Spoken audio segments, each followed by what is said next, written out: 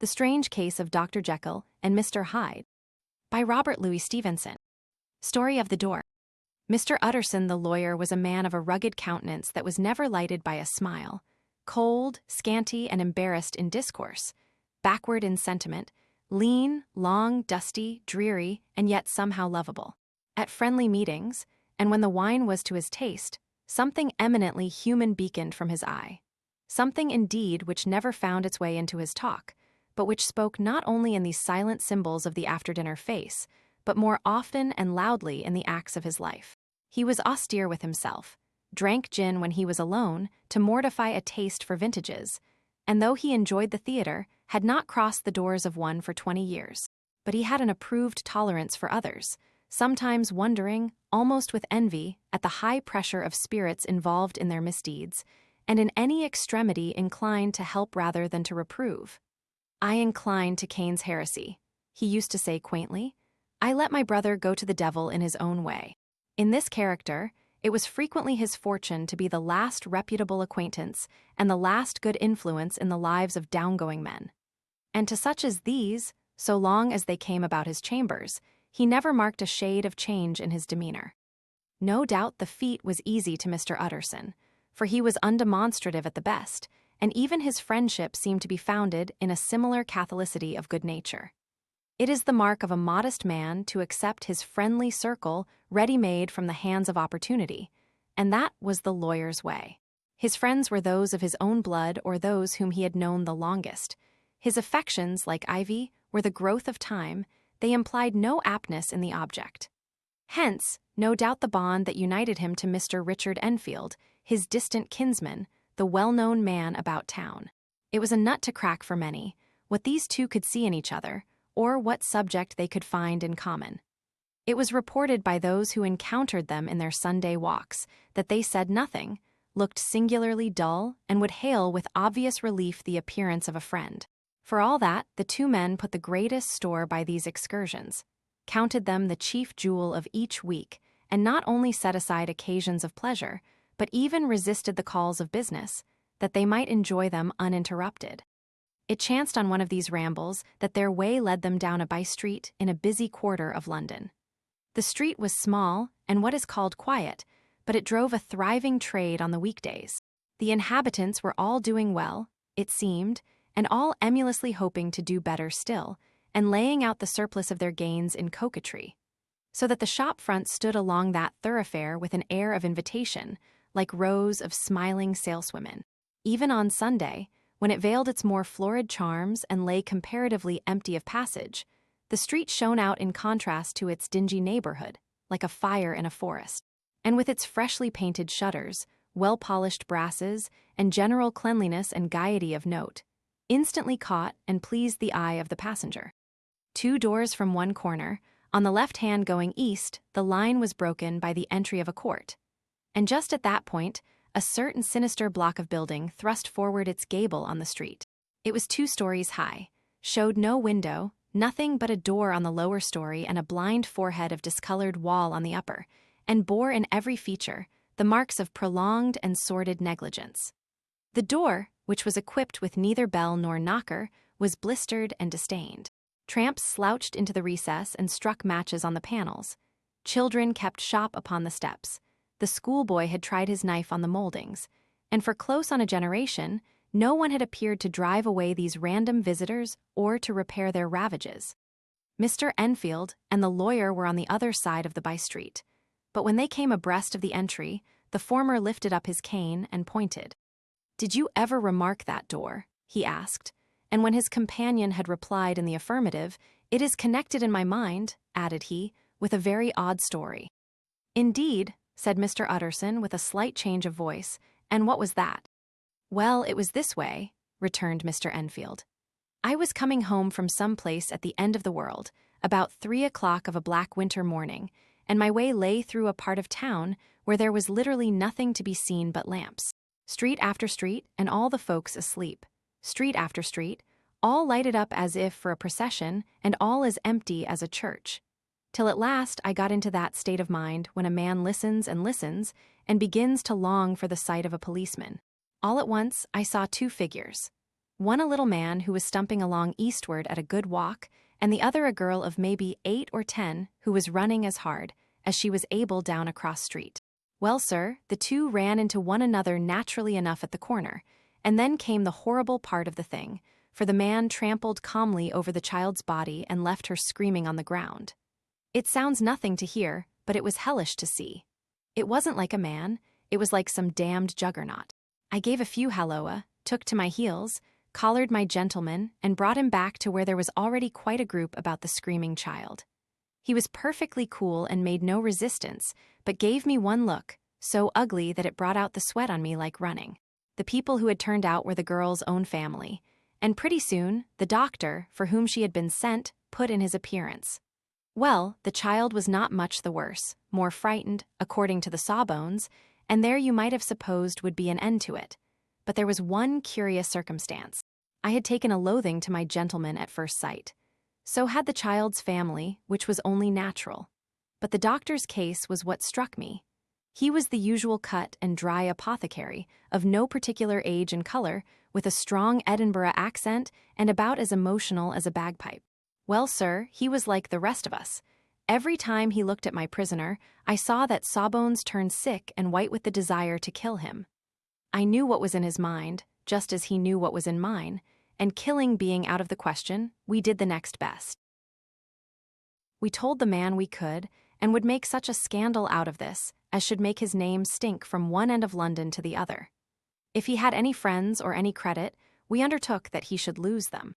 And all the time, as we were pitching it in red hot, we were keeping the women off him as best we could, for they were as wild as harpies. I never saw a circle of such hateful faces, and there was the man in the middle with a kind of black sneering coolness. Frightened too, I could see that, but carrying it off, sir, really like Satan. If you choose to make capital out of this accident, said he, I am naturally helpless. No gentleman but wishes to avoid a scene, says he. Name your figure. Well, we screwed him up to £100 for the child's family. He would have clearly liked to stick out, but there was something about the lot of us that meant mischief, and at last he struck. The next thing was to get the money, and where do you think he carried us but to that place with the door? Whipped out a key, went in, and presently came back with the matter of £10 in gold and a cheque for the balance on Couts's, drawn payable to bearer and signed with a name that I can't mention, though it's one of the points of my story, but it was a name at least very well known and often printed. The figure was stiff, but the signature was good for more than that if it was only genuine. I took the liberty of pointing out to my gentleman that the whole business looked apocryphal, and that a man does not, in real life, walk into a cellar door at 4 in the morning and come out with another man's cheque for close upon £100. But he was quite easy and sneering. Set your mind at rest, says he. I will stay with you till the banks open and cash the cheque myself. So we all set off, the doctor and the child's father and our friend and myself, and passed the rest of the night in my chambers, and next day, when we had breakfasted, went in a body to the bank. I gave in the cheque myself, and said I had every reason to believe it was a forgery. Not a bit of it. The cheque was genuine. Tut, tut, said Mr. Utterson. I see you feel as I do, said Mr. Enfield. Yes, it's a bad story. For my man was a fellow that nobody could have to do with, a really damnable man, and the person that drew the cheque is the very pink of the proprieties, celebrated too, and, what makes it worse, one of your fellows who do what they call good. Blackmail, I suppose, an honest man paying through the nose for some of the capers of his youth. Blackmail House is what I call the place with the door, in consequence, though even that, you know, is far from explaining all, he added, and with the words fell into a vein of musing. From this, he was recalled by Mr. Utterson asking rather suddenly, and you don't know if the drawer of the cheque lives there? A likely place, isn't it? Returned Mr. Enfield. But I happen to have noticed his address. He lives in some square or other. And you never asked about the place with the door, said Mr. Utterson. No, sir, I had a delicacy, was the reply. I feel very strongly about putting questions. It partakes too much of the style of the day of judgment. You start a question, and it's like starting a stone. You sit quietly on the top of a hill, and away the stone goes, starting others, and presently some bland old bird, the last you would have thought of, is knocked on the head in his own back garden, and the family have to change their name. No, sir, I make it a rule of mine. The more it looks like Queer Street, the less I ask. A very good rule, too, said the lawyer. But I have studied the place for myself, continued Mr. Enfield. It seems scarcely a house. There is no other door, and nobody goes in or out of that one but, once in a great while, the gentleman of my adventure. There are 3 windows looking on the court on the first floor, none below. The windows are always shut, but they're clean. And then there is a chimney which is generally smoking, so somebody must live there. And yet it's not so sure, for the buildings are so packed together about the court that it's hard to say where one ends and another begins. The pair walked on again for a while in silence, and then, Enfield, said Mr. Utterson, that's a good rule of yours. Yes, I think it is, returned Enfield. But for all that, continued the lawyer, there's one point I want to ask. I want to ask the name of that man who walked over the child. Well, said Mr. Enfield, I can't see what harm it would do. It was a man of the name of Hyde. Said Mr. Utterson, what sort of a man is he to see? He is not easy to describe. There is something wrong with his appearance, something displeasing, something downright detestable. I never saw a man I so disliked, and yet I scarce know why. He must be deformed somewhere. He gives a strong feeling of deformity, although I couldn't specify the point. He's an extraordinary-looking man, and yet I really can name nothing out of the way. No, sir, I can make no hand of it. I can't describe him. And it's not want of memory, for I declare I can see him this moment. Mr. Utterson again walked some way in silence and obviously under a weight of consideration. You are sure he used a key? He inquired at last. My dear sir, began Enfield, surprised out of himself. Yes, I know, said Utterson. I know it must seem strange. The fact is, if I do not ask you the name of the other party, it is because I know it already. You see, Richard, your tale has gone home. If you have been inexact in any point, you had better correct it. I think you might have warned me, returned the other with a touch of sullenness. But I have been pedantically exact, as you call it. The fellow had a key, and what's more, he has it still. I saw him use it not a week ago. Mr. Utterson sighed deeply, but said never a word, and the young man presently resumed. Here is another lesson to say nothing, said he. I am ashamed of my long tongue. Let us make a bargain never to refer to this again. With all my heart, said the lawyer. I shake hands on that, Richard. Search for Mr. Hyde. That evening Mr. Utterson came home to his bachelor house in somber spirits and sat down to dinner without relish.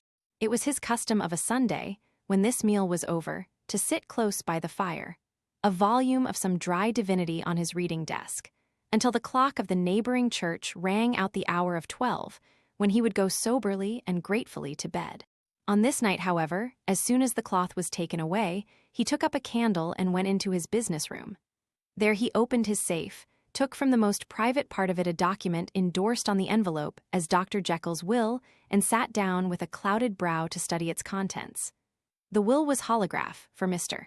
Utterson, though he took charge of it now that it was made, had refused to lend the least assistance in the making of it. It provided not only that, in case of the decease of Henry Jekyll, M.D., D.C.L., L.L.D., F.R.S., etc., all his possessions were to pass into the hands of his friend and benefactor Edward Hyde, but that in case of Dr. Jekyll's disappearance or unexplained absence for any period exceeding 3 calendar months.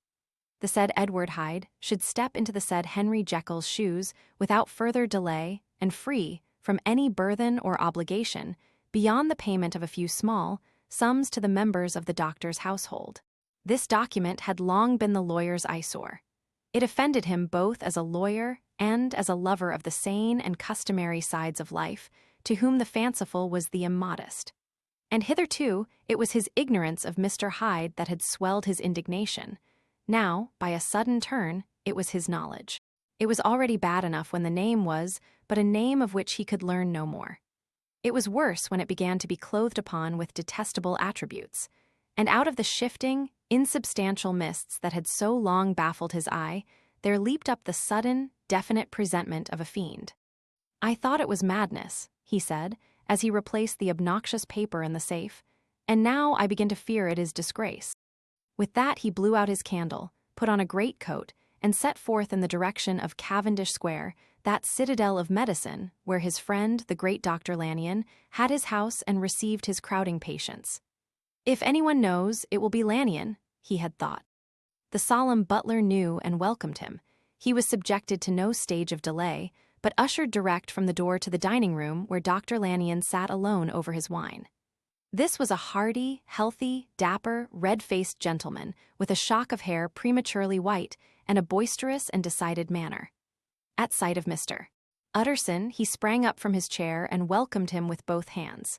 The geniality, as was the way of the man, was somewhat theatrical to the eye, but it reposed on genuine feeling. For these two were old friends, old mates both at school and college, both thorough respecters of themselves and of each other, and what does not always follow, men who thoroughly enjoyed each other's company. After a little rambling talk, the lawyer led up to the subject which so disagreeably preoccupied his mind.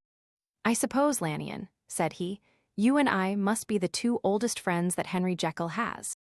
"I wish the friends were younger," chuckled Dr. Lanyon, "but I suppose we are, and what of that? I see little of him now." "Indeed," said Utterson, "I thought you had a bond of common interest." "We had," was the reply. "But it is more than 10 years since Henry Jekyll became too fanciful for me.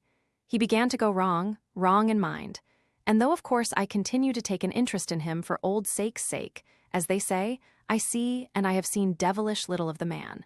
Such unscientific balderdash," added the doctor, flushing suddenly purple, "would have estranged Damon and Pythias." This little spirit of temper was somewhat of a relief to Mr. Utterson. They have only differed on some point of science, he thought, and being a man of no scientific passions, except in the matter of conveyancing, he even added, "It is nothing worse than that." He gave his friend a few seconds to recover his composure, and then approached the question he had come to put. "Did you ever come across a protégé of his, one Hyde?" he asked. "Hyde," repeated Lanyon. "No, never heard of him since my time." That was the amount of information that the lawyer carried back with him to the great, dark bed on which he tossed to and fro, until the small hours of the morning began to grow large. It was a night of little ease to his toiling mind, toiling in mere darkness and besieged by questions. 6 o'clock struck on the bells of the church that was so conveniently near to Mr. Utterson's dwelling, and still he was digging at the problem. Hitherto it had touched him on the intellectual side alone, but now his imagination also was engaged, or rather enslaved. And as he lay and tossed in the gross darkness of the night and the curtained room, Mr. Enfield's tale went by before his mind in a scroll of lighted pictures. He would be aware of the great field of lamps of a nocturnal city, then of the figure of a man walking swiftly, then of a child running from the Dr. S. And then these met, and that human juggernaut trod the child down and passed on regardless of her screams.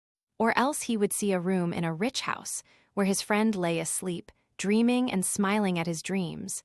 And then the door of that room would be opened, the curtains of the bed plucked apart, the sleeper recalled, and lo, there would stand by his side a figure to whom power was given, and even at that dead hour, he must rise and do its bidding. The figure in these two phases haunted the lawyer all night, and if at any time he dozed over, it was but to see it glide more stealthily through sleeping houses, or move the more swiftly and still the more swiftly, even to dizziness, through wider labyrinths of lamplighted city, and at every street corner crush a child and leave her screaming. And still the figure had no face by which he might know it. Even in his dreams, it had no face, or one that baffled him and melted before his eyes. And thus it was that there sprang up and grew apace in the lawyer's mind a singularly strong, almost an inordinate, curiosity to behold the features of the real Mr. Hyde. If he could but once set eyes on him, he thought the mystery would lighten and perhaps roll altogether away, as was the habit of mysterious things when well examined. He might see a reason for his friend's strange preference or bondage, call it which you please, and even for the startling clause of the will. At least it would be a face worth seeing. The face of a man who was without bowels of mercy, a face which had but to show itself to raise up, in the mind of the unimpressionable Enfield, a spirit of enduring hatred. From that time forward, Mr. Utterson began to haunt the door in the by-street of shops. In the morning before office hours, at noon when business was plenty and time scarce, at night under the face of the fogged city moon, by all lights, and at all hours of solitude or concourse, the lawyer was to be found on his chosen post. If he be Mr. Hyde, he had thought, I shall be Mr. C. And at last his patience was rewarded. It was a fine dry night, frost in the air, the streets as clean as a ballroom floor, the lamps, unshaken by any wind, drawing a regular pattern of light and shadow. By 10 o'clock, when the shops were closed, the by-street was very solitary, and, in spite of the low growl of London from all round, very silent. Small sounds carried far. Domestic sounds out of the houses were clearly audible on either side of the roadway, and the rumor of the approach of any passenger preceded him by a long time. Mr. Utterson had been some minutes at his post when he was aware of an odd light footstep drawing near. In the course of his nightly patrols, he had long grown accustomed to the quaint effect with which the footfalls of a single person, while he is still a great way off, suddenly spring out distinct from the vast hum and clatter of the city. Yet his attention had never before been so sharply and decisively arrested, and it was with a strong, superstitious prevision of success that he withdrew into the entry of the court. The steps drew swiftly nearer and swelled out suddenly louder as they turned the end of the street. The lawyer, looking forth from the entry, could soon see what manner of man he had to deal with. He was small and very plainly dressed, and the look of him, even at that distance, went somehow strongly against the watcher's inclination. But he made straight for the door, crossing the roadway to save time, and as he came, he drew a key from his pocket like one approaching home. Mr. Utterson stepped out and touched him on the shoulder as he passed. Mr. Hyde, I think. Mr. Hyde shrank back with a hissing intake of the breath, but his fear was only momentary, and though he did not look the lawyer in the face, he answered coolly enough, "That is my name. What do you want?" "I see you are going in," returned the lawyer. "I am an old friend of Dr. Jekyll's, Mr. Utterson of Gaunt Street. You must have heard of my name, and meeting you so conveniently, I thought you might admit me." "You will not find Dr. Jekyll. He is from home," replied Mr. Hyde, blowing in the key. And then suddenly, but still without looking up, "How did you know me?" he asked. "On your side," said Mr. Utterson. "Will you do me a favor?" "With pleasure," replied the other. "What shall it be?" "Will you let me see your face?" asked the lawyer. Mr. Hyde appeared to hesitate, and then, as if upon some sudden reflection, fronted about with an air of defiance, and the pair stared at each other pretty fixedly for a few seconds. "Now I shall know you again," said Mr. Utterson. "It may be useful." "Yes," returned Mr. Hyde, "it is as well we have met, and apropos you should have my address." And he gave a number of a street in Soho. Good God, thought Mr. Utterson, can he, too, have been thinking of the will? But he kept his feelings to himself and only grunted in acknowledgment of the address. "And now," said the other, "how did you know me?" "By description," was the reply. "Whose description?" "We have common friends," said Mr. Utterson. "Common friends," echoed Mr. Hyde a little hoarsely. "Who are they?" "Jekyll, for instance," said the lawyer. "He never told you," cried Mr. Hyde with a flush of anger. "I did not think you would have lied." "Come," said Mr. Utterson, "that is not fitting language." The other snarled aloud into a savage laugh, and the next moment, with extraordinary quickness, he had unlocked the door and disappeared into the house. The lawyer stood a while when Mr. Hyde had left him, the picture of disquietude. Then he began slowly to mount the street, pausing every step or two and putting his hand to his brow like a man in mental perplexity. The problem he was thus debating as he walked was one of a class that is rarely solved. Mr. Hyde was pale and dwarfish. He gave an impression of deformity without any nameable malformation. He had a displeasing smile. He had borne himself to the lawyer with a sort of murderous mixture of timidity and boldness, and he spoke with a husky, whispering, and somewhat broken voice. All these were points against him, but not all of these together could explain the hitherto unknown disgust, loathing, and fear with which Mr. Utterson regarded him. "There must be something else," said the perplexed gentleman. "There is something more, if I could find a name for it. God bless me, the man seems hardly human. Something troglodytic, shall we say? Or can it be the old story of Dr. Fell? Or is it the mere radiance of a foul soul that thus transpires through and transfigures its clay continent? The last, I think. For, oh my poor old Harry Jekyll, if ever I read Satan's signature upon a face, it is on that of your new friend." Round the corner from the by-street, there was a square of ancient, handsome houses, now for the most part decayed from their high estate and let in flats and chambers to all sorts and conditions of men: map engravers, architects, shady lawyers, and the agents of obscure enterprises.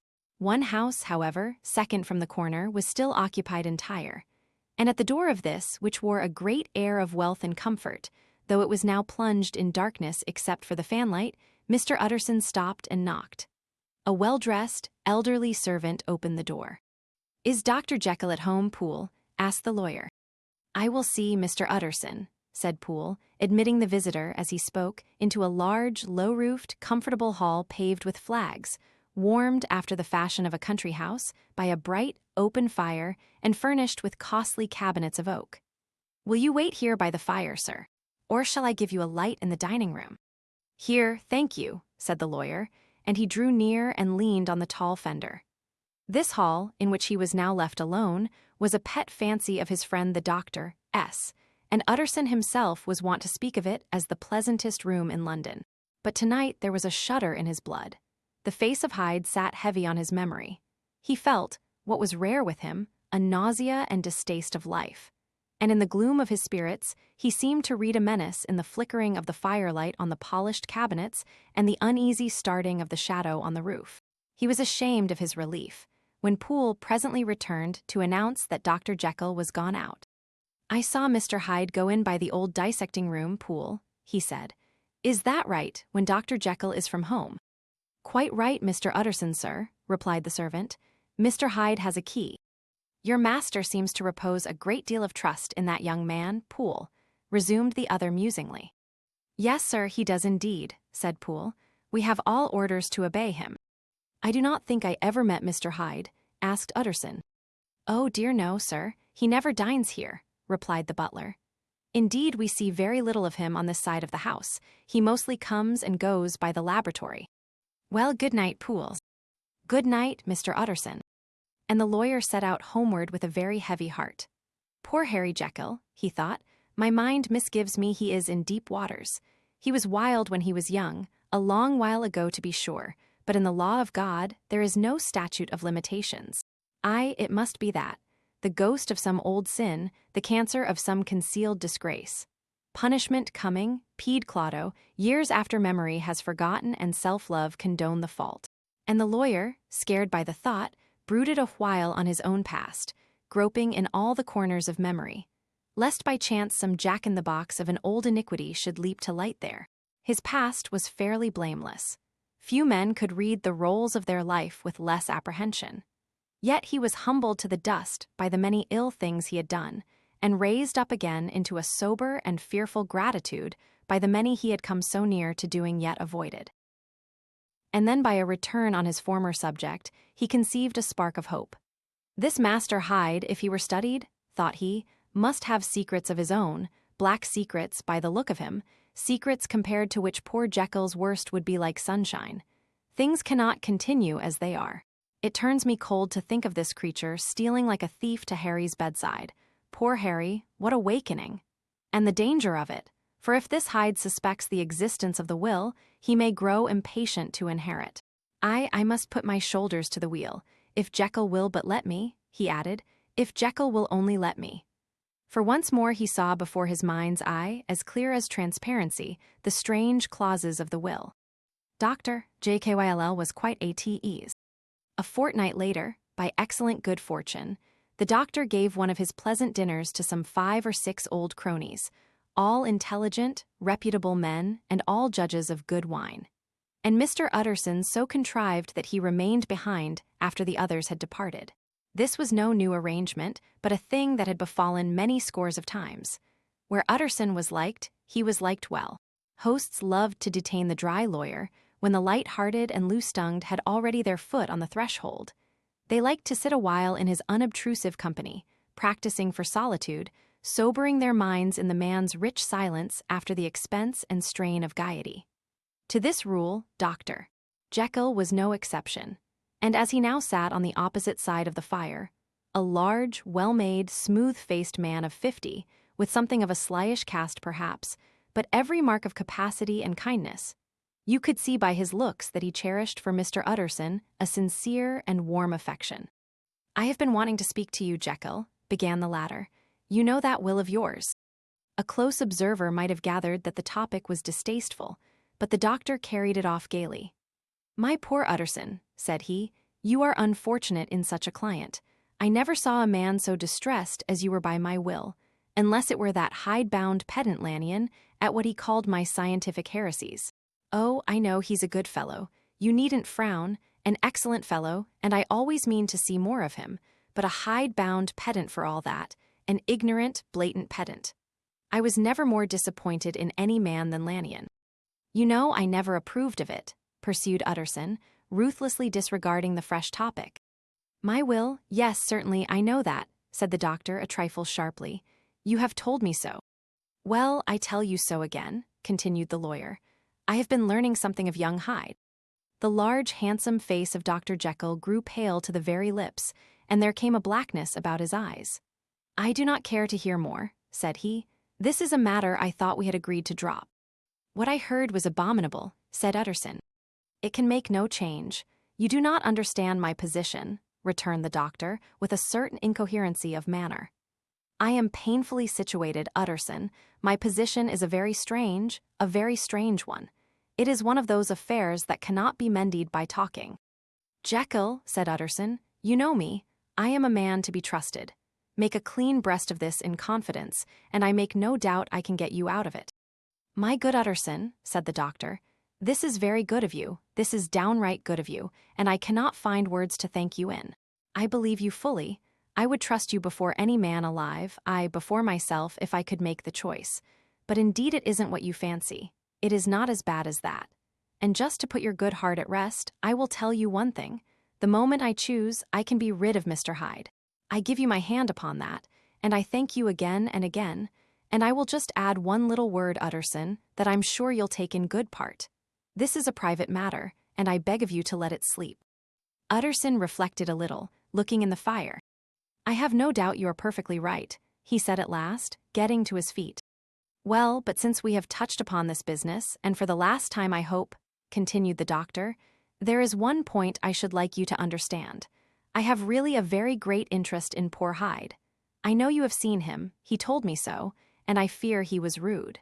But I do sincerely take a very great interest in that young man, and if I am taken away, Utterson, I wish you to promise me that you will bear with him and get his rights for him. I think you would, if you knew all, and it would be a weight off my mind if you would promise." "I can't pretend that I shall ever like him," said the lawyer. "I don't ask that," pleaded Jekyll, laying his hand upon the other's arm. "I only ask for justice. I only ask you to help him for my sake when I am no longer here." Utterson heaved an irrepressible sigh. "Well," said he, "I promise." The CARW murder case. Nearly a year later, in the month of October, 18, London was startled by a crime of singular ferocity and rendered all the more notable by the high position of the victim. The details were few and startling. A maid-servant living alone in a house not far from the river had gone upstairs to bed about 11. Although a fog rolled over the city in the small hours, the early part of the night was cloudless, and the lane, which the maid's window overlooked, was brilliantly lit by the full moon. It seems she was romantically given, for she sat down upon her box, which stood immediately under the window, and fell into a dream of musing. Never, she used to say, with streaming tears, when she narrated that experience, never had she felt more at peace with all men or thought more kindly of the world. And as she so sat, she became aware of an aged, beautiful gentleman with white hair, drawing near along the lane, and advancing to meet him, another and very small gentleman, to whom at first she paid less attention. When they had come within speech, which was just under the maid's eyes, the older man bowed, and accosted the other with a very pretty manner of politeness. It did not seem as if the subject of his address were of great importance. Indeed, from his pointing, it sometimes appeared as if he were only inquiring his way. But the moon shone on his face as he spoke, and the girl was pleased to watch it. It seemed to breathe such an innocent and old-world kindness of disposition, yet with something high too, as of a well-founded self-content. Presently her eye wandered to the other, and she was surprised to recognize in him a certain Mr. Hyde, who had once visited her master and for whom she had conceived a dislike. He had in his hand a heavy cane with which he was trifling, but he answered never a word and seemed to listen with an ill-contained impatience. And then all of a sudden he broke out in a great flame of anger, stamping with his foot, brandishing the cane, and carrying on, as the maid described it, like a madman. The old gentleman took a step back, with the air of one very much surprised and a trifle hurt, and at that Mr. Hyde broke out of all bounds and clubbed him to the earth. And next moment, with ape-like fury, he was trampling his victim underfoot and hailing down a storm of blows, under which the bones were audibly shattered and the body jumped upon the roadway. At the horror of these sights and sounds, the maid fainted. It was 2 o'clock when she came to herself and called for the police. The murderer was gone long ago, but there lay his victim in the middle of the lane, incredibly mangled. The stick with which the deed had been done, although it was of some rare and very tough and heavy wood, had broken in the middle under the stress of this insensate cruelty, and one splintered half had rolled in the neighboring gutter. The other, without doubt, had been carried away by the murderer. A purse and gold watch were found upon the victim, but no cards or papers except a sealed and stamped envelope, which he had been probably carrying to the post, and which bore the name and address of Mr. Utterson. This was brought to the lawyer the next morning, before he was out of bed, and he had no sooner seen it and been told the circumstances than he shot out a solemn lip. "I shall say nothing till I have seen the body," said he. "This may be very serious. Have the kindness to wait while I dress." And with the same grave countenance, he hurried through his breakfast and drove to the police station, whither the body had been carried. As soon as he came into the cell, he nodded. "Yes," said he, "I recognize him. I am sorry to say that this is Sir Danvers Carew." "Good God, sir," exclaimed the officer, "is it possible?" And the next moment his eye lighted up with professional ambition. "This will make a deal of noise," he said, "and perhaps you can help us to the man." And he briefly narrated what the maid had seen and showed the broken stick. Mr. Utterson had already quailed at the name of Hyde, but when the stick was laid before him, he could doubt no longer. Broken and battered as it was, he recognized it for one that he had himself presented many years before to Henry Jekyll. "Is this Mr. Hyde a person of small stature?" he inquired. "Particularly small and particularly wicked-looking is what the maid calls him," said the officer. Mr. Utterson reflected, and then, raising his head, "If you will come with me in my cab," he said, "I think I can take you to his house." It was by this time about 9 in the morning, and the first fog of the season. A great chocolate-colored pall lowered over heaven, but the wind was continually charging and routing these embattled vapors, so that as the cab crawled from street to street, Mr. Utterson beheld a marvelous number of degrees and hues of twilight. For here it would be dark like the back end of evening, and there would be a glow of a rich, lurid brown, like the light of some strange conflagration. And here, for a moment, the fog would be quite broken up, and a haggard shaft of daylight would glance in between the swirling wreaths. The dismal quarter of Soho seen under these changing glimpses, with its muddy ways and slatternly passengers, and its lamps, which had never been extinguished or had been kindled afresh to combat this mournful reinvasion of darkness, seemed, in the lawyer's eyes, like a district of some city in a nightmare. The thoughts of his mind, besides, were of the gloomiest dye. And when he glanced at the companion of his drive, he was conscious of some touch of that terror of the law and the law's officers, which may at times assail the most honest. As the cab drew up before the address indicated, the fog lifted a little and showed him a dingy street, a gin palace, a low French eating-house, a shop for the retail of penny numbers and twopenny salads, many ragged children huddled in the doorways, and many women of many different nationalities passing out, key in hand, to have a morning glass. And the next moment the fog settled down again upon that part, as brown as umber, and cut him off from his blackguardly surroundings. This was the home of Henry Jekyll's favorite, of a man who was heir to 250,000 sterling. An ivory-faced and silvery-haired old woman opened the door. She had an evil face, smoothed by hypocrisy, but her manners were excellent. "Yes," she said, "this was Mr. Hyde S., but he was not at home. He had been in that night very late, but he had gone away again in less than an hour. There was nothing strange in that. His habits were very irregular, and he was often absent. For instance, it was nearly 2 months since she had seen him till yesterday.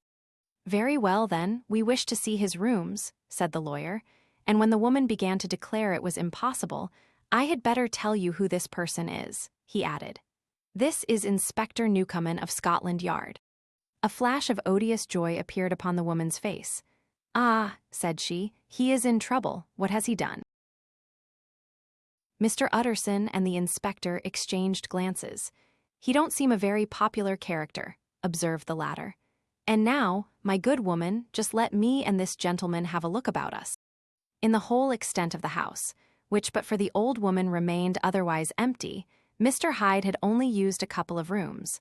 But these were furnished with luxury and good taste. A closet was filled with wine, the plate was of silver, the napery elegant. A good picture hung upon the walls, a gift, as Utterson supposed, from Henry Jekyll, who was much of a connoisseur. And the carpets were of many plies and agreeable in color. At this moment, however, the rooms bore every mark of having been recently and hurriedly ransacked. Clothes lay about the floor, with their pockets inside out. Lock-fast drawers stood open, and on the hearth there lay a pile of gray ashes, as though many papers had been burned. From these embers the inspector disinterred the butt end of a green checkbook, which had resisted the action of the fire. The other half of the stick was found behind the door, and as this clinched his suspicions, the officer declared himself delighted. A visit to the bank, where several £1,000s were found to be lying to the murderer's credit, completed his gratification. "You may depend upon it, sir," he told Mr. Utterson. "I have him in my hand. He must have lost his head, or he never would have left the stick or, above all, burned the checkbook. Why, money's life to the man. We have nothing to do but wait for him at the bank and get out the handbills." This last, however, was not so easy of accomplishment, for Mr. Hyde had numbered few familiars. Even the master of the servant maid had only seen him twice. His family could nowhere be traced. He had never been photographed, and the few who could describe him differed widely, as common observers will. Only on one point were they agreed, and that was the haunting sense of unexpressed deformity with which the fugitive impressed his beholders. Incident of the letter. It was late in the afternoon, when Mr. Utterson found his way to Dr. Jekyll's door, where he was at once admitted by Poole, and carried down by the kitchen offices and across a yard which had once been a garden, to the building which was indifferently known as the laboratory or dissecting rooms. The doctor had bought the house from the heirs of a celebrated surgeon, and his own tastes being rather chemical than anatomical, had changed the destination of the block at the bottom of the garden. It was the first time that the lawyer had been received in that part of his friend's quarters, and he eyed the dingy, windowless structure with curiosity, and gazed round with a distasteful sense of strangeness as he crossed the theatre, once crowded with eager students and now lying gaunt and silent, the tables laden with chemical apparatus, the floor strewn with crates and littered with packing straw, and the light falling dimly through the foggy cupola.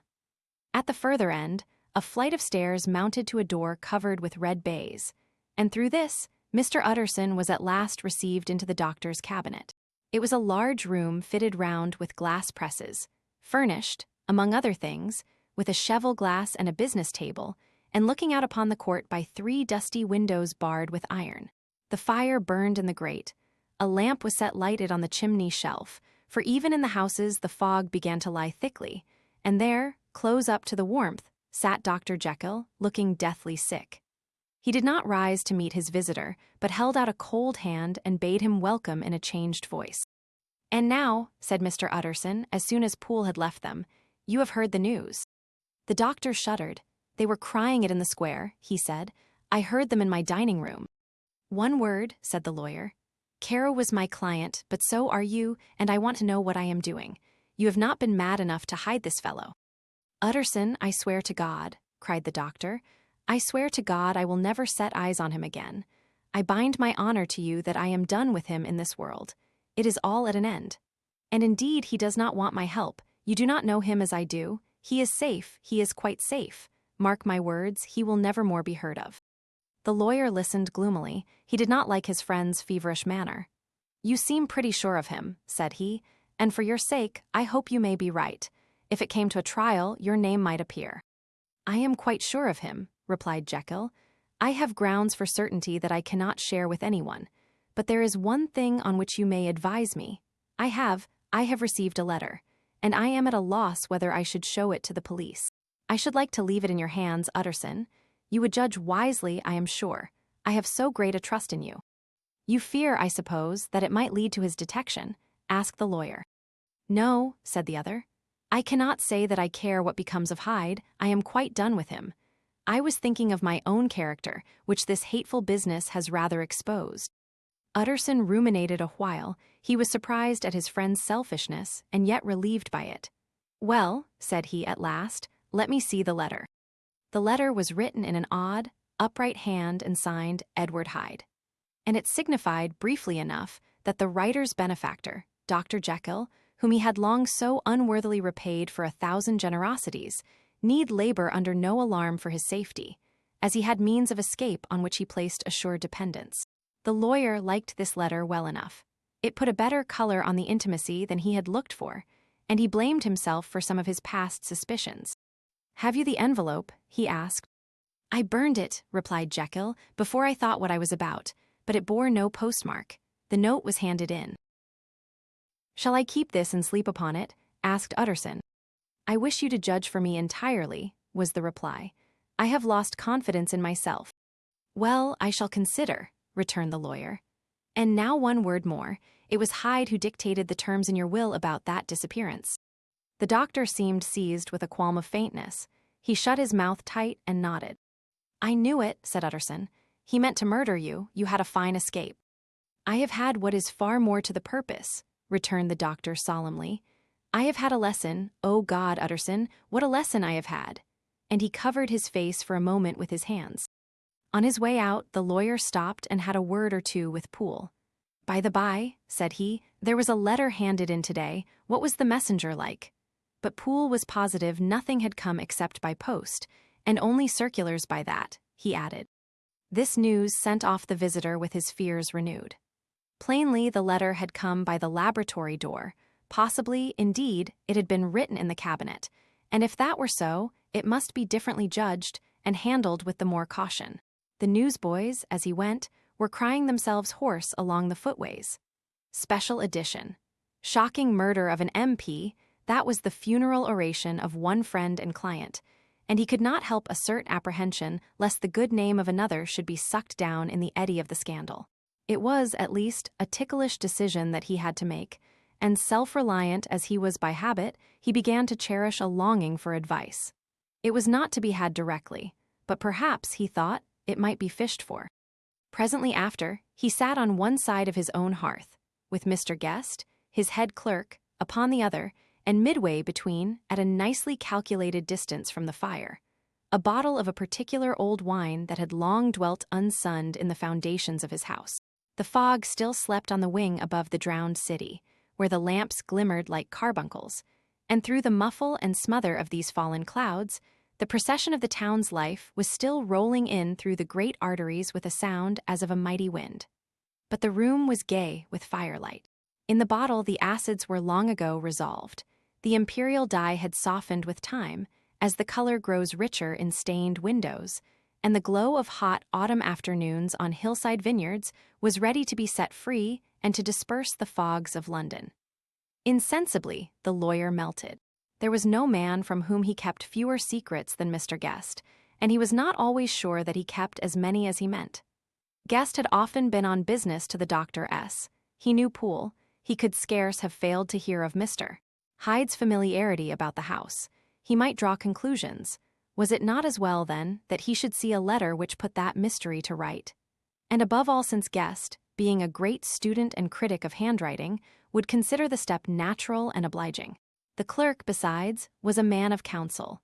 He could scarce read so strange a document without dropping a remark, and by that remark Mr. Utterson might shape his future course. This is a sad business about Sir Danvers, he said. Yes, sir, indeed. It has elicited a great deal of public feeling, returned Guest. The man, of course, was mad.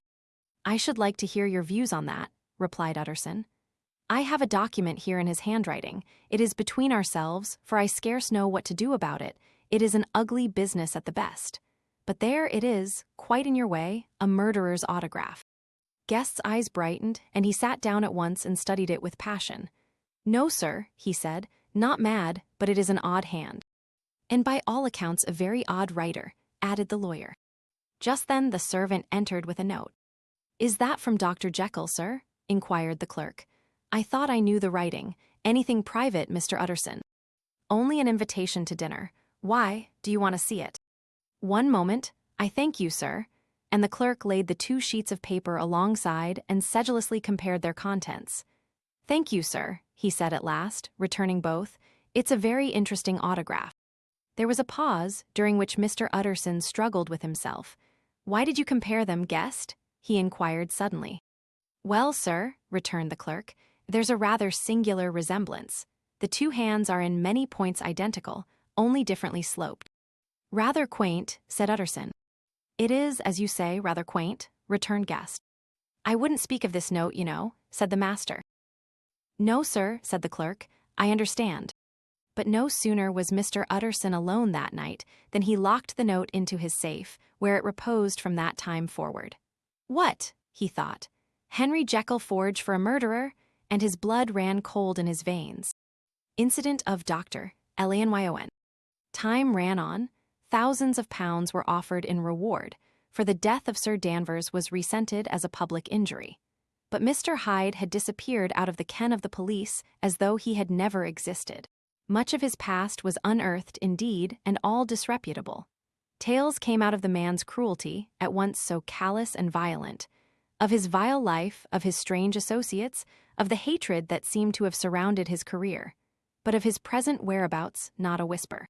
From the time he had left the house in Soho on the morning of the murder, he was simply blotted out. And gradually, as time drew on, Mr. Utterson began to recover from the hotness of his alarm, and to grow more at quiet with himself.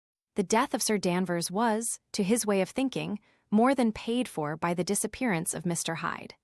Now that that evil influence had been withdrawn, a new life began for Dr. Jekyll. He came out of his seclusion, renewed relations with his friends, became once more their familiar guest and entertainer. And whilst he had always been known for charities, he was now no less distinguished for religion. He was busy, he was much in the open air, he did good. His face seemed to open and brighten as if with an inward consciousness of service. And for more than 2 months, the doctor was at peace. On the 8th of January, Utterson had dined at the doctor's with a small party. Lanyon had been there, and the face of the host had looked from one to the other as in the old days when the trio were inseparable friends. On the 12th, and again on the 14th, the door was shut against the lawyer. The doctor was confined to the house, Poole said, and saw no one. On the 15th, he tried again, and was again refused, and having now been used for the last 2 months to see his friend almost daily, he found this return of solitude to weigh upon his spirits. The 5th night he had in guest to dine with him, and the 6th he betook himself to Dr. Lanyon's. There at least he was not denied admittance, but when he came in, he was shocked at the change which had taken place in the doctor's appearance. He had his death warrant written legibly upon his face. The rosy man had grown pale, his flesh had fallen away, he was visibly balder and older. And yet it was not so much these tokens of a swift physical decay that arrested the lawyer's notice, as a look in the eye and quality of manner that seemed to testify to some deep-seated terror of the mind. It was unlikely that the doctor should fear death, and yet that was what Utterson was tempted to suspect. Yes, he thought, he is a doctor, he must know his own state and that his days are counted, and the knowledge is more than he can bear. And yet when Utterson remarked on his ill looks, it was with an air of great firmness that Lanyon declared himself a doomed man. "I have had a shock," he said, "and I shall never recover. It is a question of weeks. Well, life has been pleasant, I liked it. Yes, sir, I used to like it. I sometimes think if we knew all, we should be more glad to get away." "Jekyll is ill, too," observed Utterson. "Have you seen him?" But Lanyon's face changed, and he held up a trembling hand. "I wish to see or hear no more of Dr. Jekyll," he said in a loud, unsteady voice. "I am quite done with that person, and I beg that you will spare me any allusion to one whom I regard as dead." "Tut, tut," said Mr. Utterson, and then after a considerable pause, "Can't I do anything?" he inquired. "We are 3 very old friends, Lanyon. We shall not live to make others." "Nothing can be done," returned Lanyon. "Ask himself." "He will not see me," said the lawyer. "I am not surprised at that," was the reply. "Some day, Utterson, after I am dead, you may perhaps come to learn the right and wrong of this. I cannot tell you. And in the meantime, if you can sit and talk with me of other things, for God's sake, stay and do so. But if you cannot keep clear of this accursed topic, then in God's name go, for I cannot bear it." As soon as he got home, Utterson sat down and wrote to Jekyll, complaining of his exclusion from the house and asking the cause of this unhappy break with Lanyon. And the next day brought him a long answer, often very pathetically worded and sometimes darkly mysterious in drift. The quarrel with Lanyon was incurable. "I do not blame our old friend," Jekyll wrote, "but I share his view that we must never meet. I mean from henceforth to lead a life of extreme seclusion. You must not be surprised, nor must you doubt my friendship, if my door is often shut even to you. You must suffer me to go my own dark way. I have brought on myself a punishment and a danger that I cannot name. If I am the chief of sinners, I am the chief of sufferers also. I could not think that this earth contained a place for sufferings and terrors so unmanning. And you can do but one thing, Utterson, to lighten this destiny, and that is to respect my silence." Utterson was amazed. The dark influence of Hyde had been withdrawn. The doctor had returned to his old tasks and amities. A week ago, the prospect had smiled with every promise of a cheerful and an honored age. And now, in a moment, friendship and peace of mind and the whole tenor of his life were wrecked. So great and unprepared a change pointed to madness. But in view of Lanyon's manner and words, there must lie for it some deeper ground.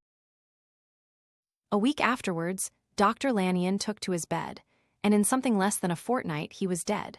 The night after the funeral, at which he had been sadly affected, Utterson locked the door of his business room, and sitting there by the light of a melancholy candle, drew out and set before him an envelope addressed by the hand and sealed with the seal of his dead friend.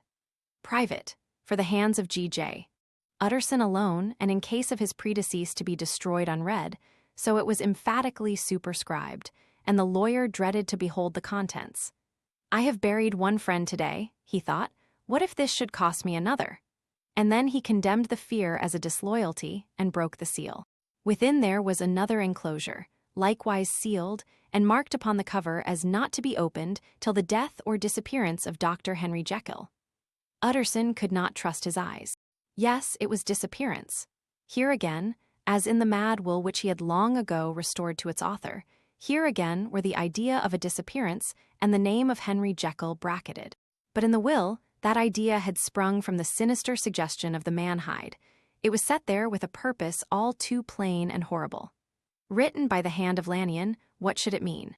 A great curiosity came on the trustee, to disregard the prohibition and dive at once to the bottom of these mysteries. But professional honor and faith to his dead friend were stringent obligations, and the packet slept in the inmost corner of his private safe. It is one thing to mortify curiosity, another to conquer it, and it may be doubted if, from that day forth, Utterson desired the society of his surviving friend with the same eagerness. He thought of him kindly, but his thoughts were disquieted and fearful. He went to call indeed, but he was perhaps relieved to be denied admittance. Perhaps, in his heart, he preferred to speak with Poole upon the doorstep, and surrounded by the air and sounds of the open city, rather than to be admitted into that house of voluntary bondage, and to sit and speak with its inscrutable recluse. Poole had indeed no very pleasant news to communicate. The doctor, it appeared, now more than ever confined himself to the cabinet over the laboratory, where he would sometimes even sleep. He was out of spirits, he had grown very silent, he did not read. It seemed as if he had something on his mind. Utterson became so used to the unvarying character of these reports that he fell off little by little in the frequency of his visits. Incident at the window. It chanced on Sunday, when Mr. Utterson was on his usual walk with Mr. Enfield, that their way lay once again through the by-street, and that when they came in front of the door, both stopped to gaze on it. "Well," said Enfield, "that story is at an end at least. We shall never see more of Mr. Hyde." "I hope not," said Utterson. "Did I ever tell you that I once saw him and shared your feeling of repulsion?" "It was impossible to do the one without the other," returned Enfield. And by the way, what an ass you must have thought me, not to know that this was a back way to Dr. Jekyll's. It was partly your own fault that I found it out, even when I did. So you found it out, did you? Said Utterson. But if that be so, we may step into the court and take a look at the windows. To tell you the truth, I am uneasy about poor Jekyll, and even outside, I feel as if the presence of a friend might do him good. The court was very cool and a little damp, and full of premature twilight, although the sky, high up overhead, was still bright with sunset. The middle one of the 3 windows was halfway open, and sitting close beside it, taking the air with an infinite sadness of mien, like some disconsolate prisoner, Utterson saw Dr. Jekyll. What Jekyll? He cried. I trust you are better. I am very low, Utterson, replied the doctor drearily, very low. It will not last long, thank God. You stay too much indoors, said the lawyer. You should be out, whipping up the circulation like Mr. Enfield and me. This is my cousin, Mr. Enfield, Dr. Jekyll. Come now, get your hat and take a quick turn with us. You are very good, sighed the other. I should like to very much, but no, it is quite impossible, I dare not. But indeed, Utterson, I am very glad to see you. This is really a great pleasure. I would ask you and Mr. Enfield up, but the place is really not fit. Why then, said the lawyer, good-naturedly, the best thing we can do is to stay down here and speak with you from where we are. That is just what I was about to venture to propose, returned the doctor with a smile. But the words were hardly uttered, before the smile was struck out of his face and succeeded by an expression of such abject terror and despair as froze the very blood of the 2 gentlemen below. They saw it, but for a glimpse for the window was instantly thrust down. But that glimpse had been sufficient, and they turned and left the court without a word. In silence, too, they traversed the by-street, and it was not until they had come into a neighboring thoroughfare, where even upon a Sunday there were still some stirrings of life, that Mr. Utterson at last turned and looked at his companion. They were both pale, and there was an answering horror in their eyes. God forgive us, said Mr. Utterson. But Mr. Enfield only nodded his head very seriously, and walked on once more in silence. The last night, Mr. Utterson was sitting by his fireside one evening after dinner, when he was surprised to receive a visit from Poole. Bless me, Poole, what brings you here? He cried, and then taking a second look at him, what ails you? He added, is the doctor ill? Mr. Utterson, said the man, there is something wrong. Take a seat, and here is a glass of wine for you, said the lawyer. Now, take your time, and tell me plainly what you want. You know the doctor's ways, sir, replied Poole, and how he shuts himself up. Well, he's shut up again in the cabinet, and I don't like it, sir. I wish I may die if I like it. Mr. Utterson, sir, I'm afraid. Now, my good man, said the lawyer, be explicit. What are you afraid of? I've been afraid for about a week, returned Poole, doggedly disregarding the question, and I can bear it no more. The man's appearance amply bore out his words. His manner was altered for the worse, and except for the moment when he had first announced his terror, he had not once looked the lawyer in the face. Even now, he sat with the glass of wine untasted on his knee, and his eyes directed to a corner of the floor. I can bear it no more, he repeated. Come, said the lawyer, I see you have some good reason, Poole. I see there is something seriously amiss. Try to tell me what it is. I think there's been foul play, said Poole hoarsely. Foul play, cried the lawyer, a good deal frightened and rather inclined to be irritated in consequence. What foul play? What does the man mean? I daren't say, sir, was the answer, but will you come along with me and see for yourself? Mr. Utterson's only answer was to rise and get his hat and greatcoat, but he observed with wonder the greatness of the relief that appeared upon the butler's face, and perhaps with no less, that the wine was still untasted when he set it down to follow. It was a wild, cold, seasonable night of March, with a pale moon lying on her back as though the wind had tilted her, and flying rack of the most diaphanous and lawny texture. The wind made talking difficult and flecked the blood into the face. It seemed to have swept the streets unusually bare of passengers, besides, for Mr. Utterson thought he had never seen that part of London so deserted. He could have wished it otherwise. Never in his life had he been conscious of so sharp a wish to see and touch his fellow creatures. For struggle as he might, there was borne in upon his mind a crushing anticipation of calamity. The square, when they got there, was full of wind and dust, and the thin trees in the garden were lashing themselves along the railing. Poole, who had kept all the way a pace or two ahead, now pulled up in the middle of the pavement, and in spite of the biting weather, took off his hat and mopped his brow with a red pocket handkerchief.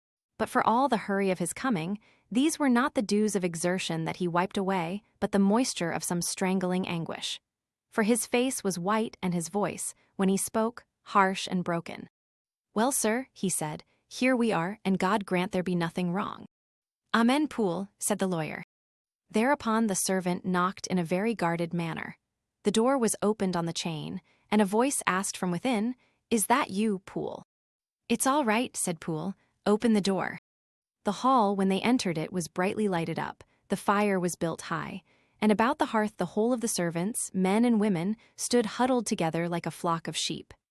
At the sight of Mr. Utterson, the housemaid broke into hysterical whimpering, and the cook, crying out, "Bless God, it's Mr. Utterson," ran forward as if to take him in her arms. What, are you all here?" said the lawyer peevishly. "Very irregular, very unseemly, your master would be far from pleased." "They're all afraid," said Poole. Blank silence followed, no one protesting. Only the maid lifted her voice and now wept loudly. "Hold your tongue," Poole said to her, with a ferocity of accent that testified to his own jangled nerves. And indeed, when the girl had so suddenly raised the note of her lamentation, they had all started and turned towards the inner door with faces of dreadful expectation. "And now," continued the butler, addressing the knife boy, "reach me a candle, and we'll get this through hands at once." And then he begged Mr. Utterson to follow him and led the way to the back garden. "Now, sir," said he, "you come as gently as you can. I want you to hear, and I don't want you to be heard. And see here, sir, if by any chance he was to ask you in, don't go." Mr. Utterson's nerves, at this unlooked-for termination, gave a jerk that nearly threw him from his balance. But he recollected his courage and followed the butler into the laboratory building through the surgical theater, with its lumber of crates and bottles, to the foot of the stair. Here Poole motioned him to stand on one side and listen, while he himself, setting down the candle and making a great and obvious call on his resolution, mounted the steps and knocked with a somewhat uncertain hand on the red baize of the cabinet door. "Mr. Utterson, sir, asking to see you," he called, and even as he did so, once more violently signed to the lawyer to give ear. A voice answered from within. "Tell him I cannot see anyone," it said complainingly. "Thank you, sir," said Poole, with a note of something like triumph in his voice. And taking up his candle, he led Mr. Utterson back across the yard and into the great kitchen, where the fire was out and the beetles were leaping on the floor. "Sir," he said, looking Mr. Utterson in the eyes, "was that my master's voice?" "It seems much changed," replied the lawyer, very pale, but giving look for look. "Changed? Well, yes, I think so," said the butler. "Have I been 20 years in this man's house to be deceived about his voice? No, sir, master, made away with.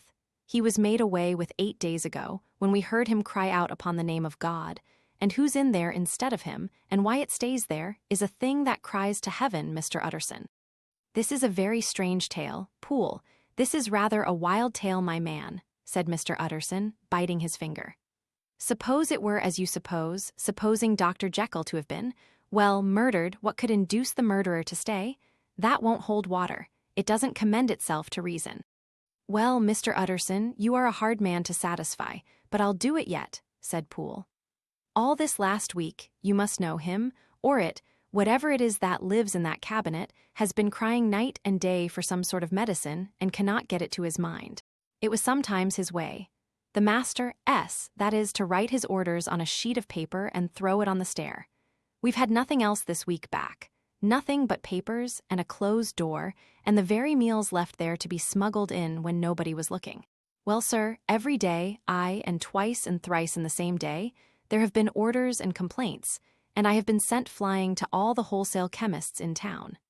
Every time I brought the stuff back, there would be another paper telling me to return it, because it was not pure, and another order to a different firm.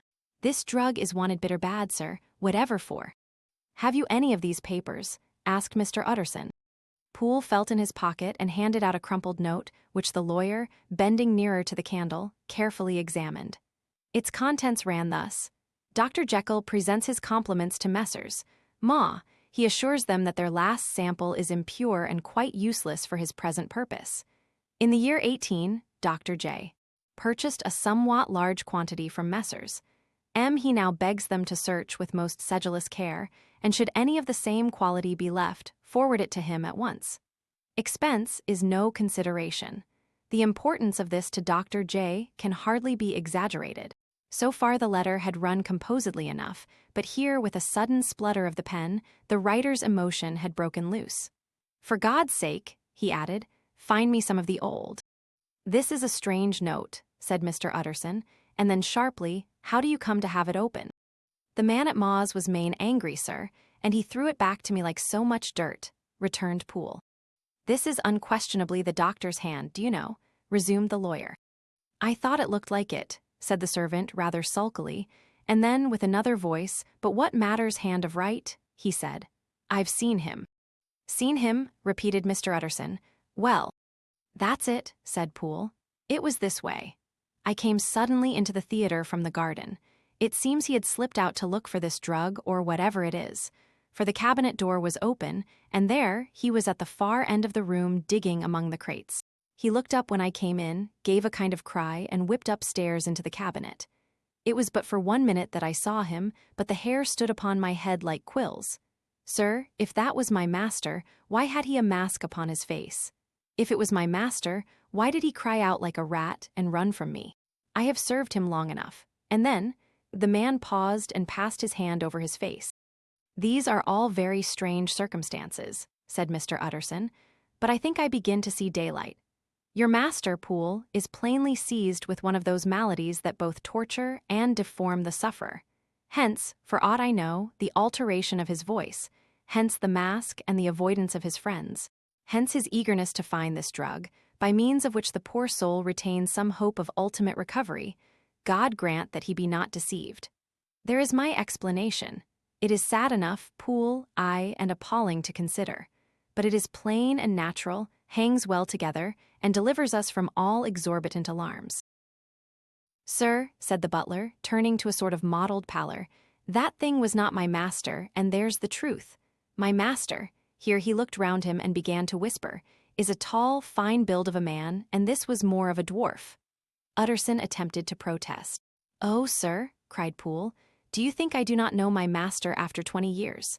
Do you think I do not know where his head comes to in the cabinet door, where I saw him every morning of my life? No, sir, that thing in the mask was never Dr. Jekyll. God knows what it was, but it was never Dr. Jekyll, and it is the belief of my heart that there was murder done." "Poole," replied the lawyer, "if you say that, it will become my duty to make certain. Much as I desire to spare your master's feelings, much as I am puzzled by this note which seems to prove him to be still alive, I shall consider it my duty to break in that door." "Ah, Mr. Utterson, that's talking," cried the butler. "And now comes the second question," resumed Utterson. "Who is going to do it?" "Why, you and me, sir," was the undaunted reply. "That's very well said," returned the lawyer, "and whatever comes of it, I shall make it my business to see you are no loser.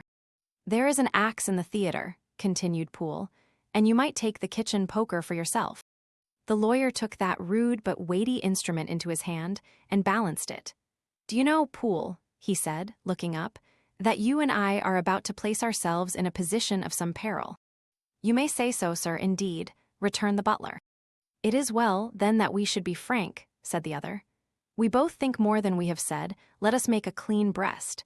This masked figure that you saw, did you recognize it?"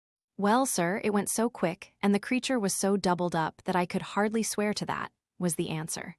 "But if you mean, was it Mr. Hyde?" "Why, yes, I think it was. You see, it was much of the same bigness, and it had the same quick, light way with it, and then who else could have got in by the laboratory door? You have not forgot, sir, that at the time of the murder he had still the key with him. But that's not all. I don't know, Mr. Utterson, if you ever met this Mr. Hyde." "Yes," said the lawyer, "I once spoke with him." "Then you must know as well as the rest of us that there was something queer about that gentleman, something that gave a man a turn. I don't know rightly how to say it, sir, beyond this, that you felt in your marrow kind of cold and thin." "I own I felt something of what you describe," said Mr. Utterson. "Quite so, sir," returned Poole. Well, when that masked thing like a monkey jumped from among the chemicals and whipped into the cabinet, it went down my spine like ice. Oh, I know it's not evidence, Mr. Utterson. I'm book-learned enough for that. But a man has his feelings, and I give you my Bible word it was Mr. Hyde. Aye, said the lawyer. My fears incline to the same point. Evil, I fear, founded evil was sure to come of that connection. I believe you. I believe poor Harry is killed, and I believe his murderer, for what purpose, God alone can tell, is still lurking in his victim's room. Well, let our name be vengeance. Call Bradshaw. The footman came at the summons, very white and nervous. Pull yourself together, Bradshaw, said the lawyer. This suspense, I know, is telling upon all of you, but it is now our intention to make an end of it. Poole here and I are going to force our way into the cabinet. If all is well, my shoulders are broad enough to bear the blame. Meanwhile, lest anything should really be amiss, or any malefactor seek to escape by the back, you and the boy must go round the corner with a pair of good sticks and take your post at the laboratory door. We give you 10 minutes to get to your stations. As Bradshaw left, the lawyer looked at his watch. And now, Poole, let us get to ours, he said, and taking the poker under his arm, led the way into the yard. The scud had banked over the moon, and it was now quite dark. The wind, which only broke in puffs and draughts into that deep well of building, tossed the light of the candle to and fro about their steps, until they came into the shelter of the theatre, where they sat down silently to wait.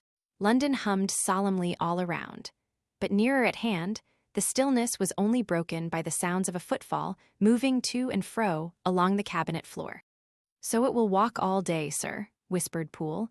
Aye, and the better part of the night. Only when a new sample comes from the chemist, there's a bit of a break. Ah, it's an ill conscience that's such an enemy to rest. Ah, sir, there's blood foully shed in every step of it. But hark again, a little closer. Put your heart in your ears, Mr. Utterson, and tell me, is that the doctor's foot? The steps fell lightly and oddly, with a certain swing, for all they went so slowly. It was different indeed from the heavy creaking tread of Henry Jekyll. Utterson sighed. Is there never anything else? He asked. Poole nodded. Once, he said, once I heard it weeping. Weeping, how that? Said the lawyer, conscious of a sudden chill of horror. Weeping like a woman or a lost soul, said the butler. I came away with that upon my heart that I could have wept too. But now the 10 minutes drew to an end. Poole disinterred the axe from under a stack of packing straw. The candle was set upon the nearest table to light them to the attack, and they drew near with bated breath to where that patient foot was still going up and down, in the quiet of the night. Jekyll, cried Utterson with a loud voice, I demand to see you. He paused a moment, but there came no reply. I give you fair warning, our suspicions are aroused, and I must and shall see you, he resumed. If not by fair means, then by foul, if not of your consent, then by brute force. Utterson, said the voice, for God's sake, have mercy. Ah, that's not Jekyll's voice, it's Hyde S., cried Utterson. Down with the door, Poole. Poole swung the axe over his shoulder. The blow shook the building, and the red baize door leaped against the lock and hinges. A dismal screech, as of mere animal terror, rang from the cabinet. Up went the axe again, and again the panels crashed and the frame bounded. 4 times the blow fell. But the wood was tough and the fittings were of excellent workmanship, and it was not until the 5th that the lock burst and the wreck of the door fell inwards on the carpet. The besiegers, appalled by their own riot and the stillness that had succeeded, stood back a little and peered in. There lay the cabinet before their eyes in the quiet lamplight, a good fire glowing and chattering on the hearth, the kettle singing its thin strain, a drawer or two open, papers neatly set forth on the business table, and nearer the fire, the things laid out for tea. The quietest room, you would have said, and, but for the glazed presses full of chemicals, the most commonplace that night in London. Right in the middle there lay the body of a man sorely contorted and still twitching. They drew near on tiptoe, turned it on its back, and beheld the face of Edward Hyde. He was dressed in clothes far too large for him, clothes of the doctor's bigness. The cords of his face still moved with a semblance of life, but life was quite gone, and by the crushed phial in the hand and the strong smell of kernels that hung upon the air, Utterson knew that he was looking on the body of a self-destroyer. We have come too late, he said sternly, whether to save or punish. Hyde is gone to his account, and it only remains for us to find the body of your master." The far greater proportion of the building was occupied by the theater, which filled almost the whole ground story and was lighted from above, and by the cabinet, which formed an upper story at one end and looked upon the court. A corridor joined the theater to the door on the by-street, and with this the cabinet communicated separately by a second flight of stairs. There were besides a few dark closets and a spacious cellar. All these they now thoroughly examined. Each closet needed but a glance, for all were empty, and all, by the dust that fell from their doors, had stood long unopened. The cellar, indeed, was filled with crazy lumber, mostly dating from the times of the surgeon who was Jekyll's predecessor. But even as they opened the door, they were advertised of the uselessness of further search by the fall of a perfect mat of cobweb which had for years sealed up the entrance. Nowhere was there any trace of Henry Jekyll, dead or alive. Poole stamped on the flags of the corridor. "He must be buried here," he said, hearkening to the sound. "Or he may have fled," said Utterson, and he turned to examine the door in the by-street. It was locked, and lying nearby on the flags, they found the key, already stained with rust. "This does not look like use," observed the lawyer. "Use?" echoed Poole. "Do you not see, sir, it is broken, much as if a man had stamped on it?"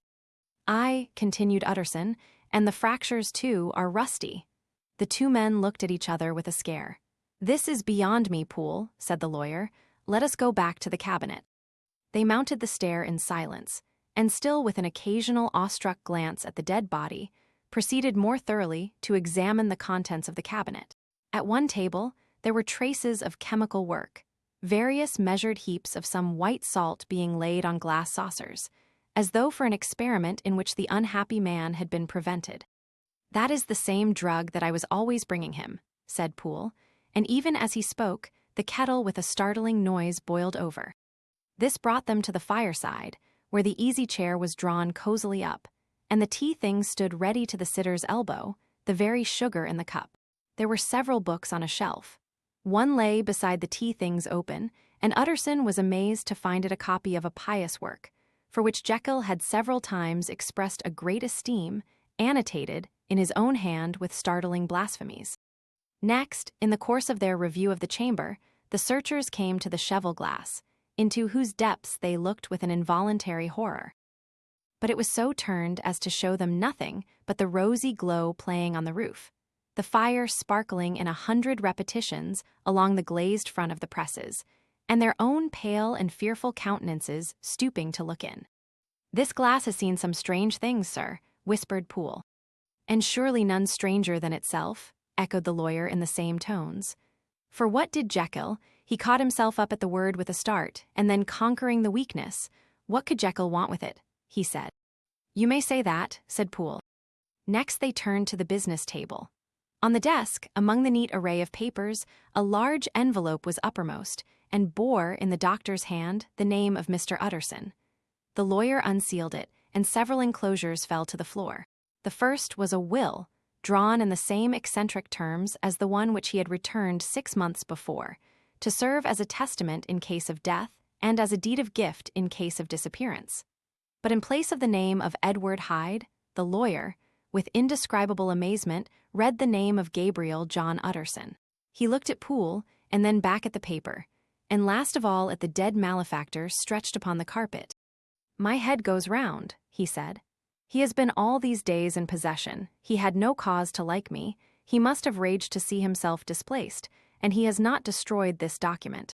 He caught up the next paper. It was a brief note in the doctor's hand and dated at the top.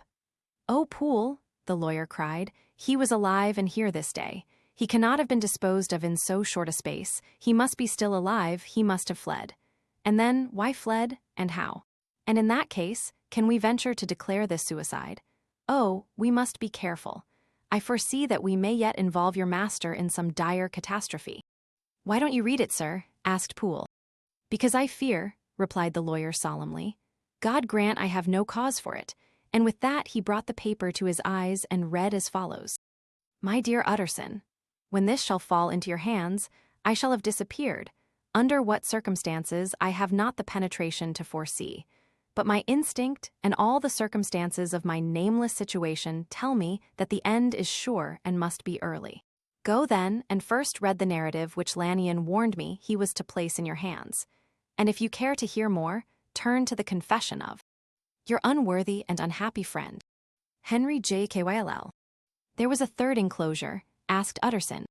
Here, sir, said Poole, and gave into his hands a considerable packet sealed in several places. The lawyer put it in his pocket. I would say nothing of this paper. If your master has fled or is dead, we may at least save his credit. It is now 10. I must go home and read these documents in quiet, but I shall be back before midnight, when we shall send for the police. They went out, locking the door of the theater behind them. And Utterson, once more leaving the servants gathered about the fire in the hall, trudged back to his office to read the two narratives in which this mystery was now to be explained. Dr. Elian's narrative. On the 9th of January, now 4 days ago, I received by the evening delivery a registered envelope, addressed in the hand of my colleague and old school companion, Henry Jekyll. I was a good deal surprised by this, for we were by no means in the habit of correspondence. I had seen the man, dined with him, indeed, the night before, and I could imagine nothing in our intercourse that should justify formality of registration. The contents increased my wonder, for this is how the letter ran. 10th December 18. Dear Lanyon, you are one of my oldest friends, and although we may have differed at times on scientific questions, I cannot remember, at least on my side, any break in our affection. There was never a day when, if you had said to me, Jekyll, my life, my honor, my reason depend upon you, I would not have sacrificed my left hand to help you. Lanyon, my life, my honor, my reason are all at your mercy. If you fail me tonight, I am lost. You might suppose, after this preface, that I am going to ask you for something dishonorable to grant. Judge for yourself. I want you to postpone all other engagements for tonight. Even if you were summoned to the bedside of an emperor. To take a cab, unless your carriage should be actually at the door. And with this letter in your hand for consultation, to drive straight to my house. Poole, my butler, has his orders. You will find him waiting your arrival with a locksmith. The door of my cabinet is then to be forced, and you are to go in alone. To open the glazed press, letter E on the left hand, breaking the lock if it be shut. And to draw out, with all its contents as they stand, the fourth drawer from the top, or which is the same thing, the third from the bottom. In my extreme distress of mind, I have a morbid fear of misdirecting you, but even if I am in error, you may know the right drawer by its contents. Some powders, a file, and a paper book. This drawer I beg of you to carry back with you to Cavendish Square exactly as it stands. That is the first part of the service. Now for the second. You should be back, if you set out at once on the receipt of this, long before midnight. But I will leave you that amount of margin, not only in the fear of one of those obstacles that can neither be prevented nor foreseen, but because an hour when your servants are in bed is to be preferred for what will then remain to do. At midnight, then, I have to ask you to be alone in your consulting room, to admit with your own hand into the house a man who will present himself in my name, and to place in his hands the drawer that you will have brought with you from my cabinet. Then you will have played your part and earned my gratitude completely.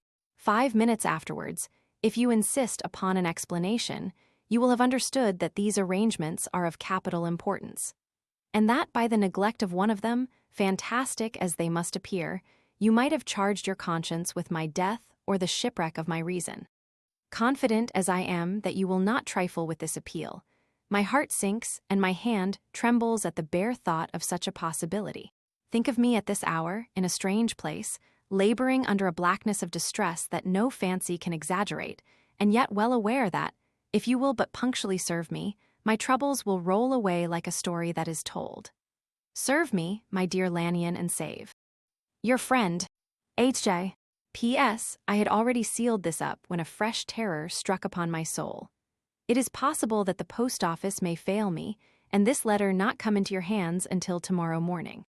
In that case, dear Lanyon, do my errand when it shall be most convenient for you in the course of the day, and once more expect my messenger at midnight. It may then already be too late, and if that night passes without event, you will know that you have seen the last of Henry Jekyll. Upon the reading of this letter, I made sure my colleague was insane, but till that was proved beyond the possibility of doubt, I felt bound to do as he requested. The less I understood of this farrago, the less I was in a position to judge of its importance, and an appeal so worded could not be set aside without a grave responsibility. I rose accordingly from table, got into a hansom, and drove straight to Jekyll's house. The butler was awaiting my arrival. He had received by the same post as mine a registered letter of instruction, and had sent at once for a locksmith and a carpenter. The tradesmen came while we were yet speaking, and we moved in a body to old Dr. Denman's surgical theatre, from which, as you are doubtless aware, Jekyll's private cabinet is most conveniently entered. The door was very strong, the lock excellent. The carpenter avowed he would have great trouble and have to do much damage if force were to be used, and the locksmith was near despair. But this last was a handy fellow, and after 2 hours' work, the door stood open. The press marked E was unlocked, and I took out the drawer, had it filled up with straw and tied in a sheet, and returned with it to Cavendish Square. Here I proceeded to examine its contents. The powders were neatly enough made up, but not with the nicety of the dispensing chemist, so that it was plain they were of Jekyll's private manufacture. And when I opened one of the wrappers, I found what seemed to me a simple crystalline salt of a white color. The phial, to which I next turned my attention, might have been about half full of a blood-red liquor, which was highly pungent to the sense of smell, and seemed to me to contain phosphorus and some volatile ether. At the other ingredients, I could make no guess. The book was an ordinary version book, and contained little but a series of dates. These covered a period of many years, but I observed that the entries ceased nearly a year ago, and quite abruptly. Here and there a brief remark was appended to a date, usually no more than a single word. Double, occurring perhaps 6 times in a total of several hundred entries, and once very early in the list and followed by several marks of exclamation. Total failure. All this, though it whetted my curiosity, told me little that was definite. Here were a phial of some salt, and the record of a series of experiments that had led, like too many of Jekyll's investigations, to no end of practical usefulness. How could the presence of these articles in my house affect either the honor, the sanity, or the life of my flighty colleague? If his messenger could go to one place, why could he not go to another? And even granting some impediment, why was this gentleman to be received by me in secret? The more I reflected, the more convinced I grew that I was dealing with a case of cerebral disease. And though I dismissed my servants to bed, I loaded an old revolver, that I might be found in some posture of self-defense. 12 o'clock had scarce rung out over London, ere the knocker sounded very gently on the door. I went myself at the summons, and found a small man crouching against the pillars of the portico. "Are you come from Dr. Jekyll?" I asked. He told me yes by a constrained gesture, and when I had bidden him enter, he did not obey me without a searching backward glance into the darkness of the square. There was a policeman not far off, advancing with his bull's eye open, and at the sight, I thought my visitor started and made greater haste. These particulars struck me, I confess, disagreeably, and as I followed him into the bright light of the consulting room, I kept my hand ready on my weapon. Here, at last, I had a chance of clearly seeing him. I had never set eyes on him before, so much was certain. He was small, as I have said. I was struck besides with the shocking expression of his face, with his remarkable combination of great muscular activity and great apparent debility of constitution, and last but not least, with the odd, subjective disturbance caused by his neighborhood. This bore some resemblance to incipient rigor, and was accompanied by a marked sinking of the pulse.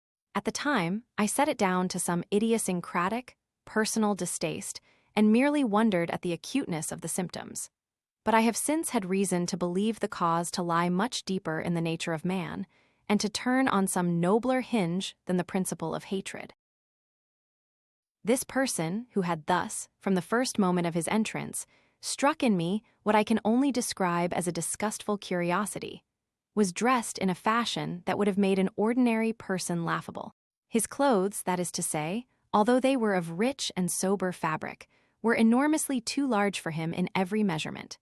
The trousers hanging on his legs and rolled up to keep them from the ground, the waist of the coat below his haunches, and the collar sprawling wide upon his shoulders. Strange to relate, this ludicrous accoutrement was far from moving me to laughter. Rather, as there was something abnormal and misbegotten in the very essence of the creature that now faced me, something seizing, surprising, and revolting. This fresh disparity seemed but to fit in with and to reinforce it. So that to my interest in the man's nature and character, there was added a curiosity as to his origin, his life, his fortune and status in the world. These observations, though they have taken so great a space to be set down in, were yet the work of a few seconds. My visitor was, indeed, on fire with somber excitement. "Have you got it?" he cried. "Have you got it?" And so lively was his impatience that he even laid his hand upon my arm and sought to shake me. I put him back, conscious at his touch of a certain icy pang along my blood. "Come, sir," said I, "you forget that I have not yet the pleasure of your acquaintance. Be seated, if you please."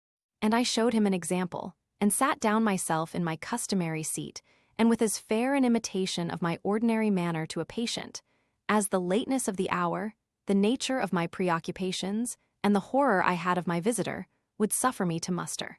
"I beg your pardon, Dr. Lanyon," he replied civilly enough.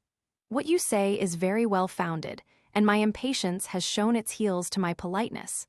I come here at the instance of your colleague, Dr. Henry Jekyll, on a piece of business of some moment, and I understood." He paused and put his hand to his throat, and I could see, in spite of his collected manner, that he was wrestling against the approaches of the hysteria. I understood, a drawer. But here I took pity on my visitor's suspense, and some perhaps on my own growing curiosity. "There it is, sir," said I, pointing to the drawer, where it lay on the floor behind a table and still covered with the sheet. He sprang to it, and then paused, and laid his hand upon his heart. I could hear his teeth grate with the convulsive action of his jaws, and his face was so ghastly to see that I grew alarmed both for his life and reason. "Compose yourself," said I. He turned a dreadful smile to me, and as if with the decision of despair, plucked away the sheet. At sight of the contents, he uttered one loud sob of such immense relief that I sat petrified. And the next moment, in a voice that was already fairly well under control, "Have you a graduated glass?" he asked. I rose from my place with something of an effort, and gave him what he asked. He thanked me with a smiling nod, measured out a few minims of the red tincture, and added one of the powders. The mixture, which was at first of a reddish hue, began, in proportion as the crystals melted, to brighten in color, to effervesce audibly, and to throw off small fumes of vapor. Suddenly, and at the same moment, the ebullition ceased, and the compound changed to a dark purple, which faded again more slowly to a watery green. My visitor, who had watched these metamorphoses with a keen eye, smiled, set down the glass upon the table, and then turned and looked upon me with an air of scrutiny. "And now," said he, "to settle what remains. Will you be wise? Will you be guided? Will you suffer me to take this glass in my hand and to go forth from your house without further parley? Or has the greed of curiosity too much command of you? Think before you answer, for it shall be done as you decide.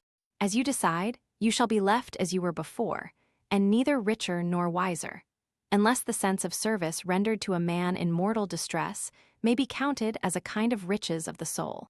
Or, if you shall so prefer to choose, a new province of knowledge and new avenues to fame and power shall be laid open to you, here, in this room, upon the instant. And your sight shall be blasted by a prodigy to stagger the unbelief of Satan." "Sir," said I, affecting a coolness that I was far from truly possessing, "you speak enigmas, and you will perhaps not wonder that I hear you with no very strong impression of belief. But I have gone too far in the way of inexplicable services to pause before I see the end." "It is well," replied my visitor.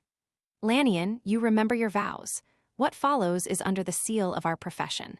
And now, you who have so long been bound to the most narrow and material views, you who have denied the virtue of transcendental medicine, you who have derided your superiors, behold." He put the glass to his lips and drank at one gulp. A cry followed. He reeled, staggered, clutched at the table and held on, staring with injected eyes, gasping with open mouth. And as I looked there came, I thought, a change. He seemed to swell. His face became suddenly black, and the features seemed to melt and alter.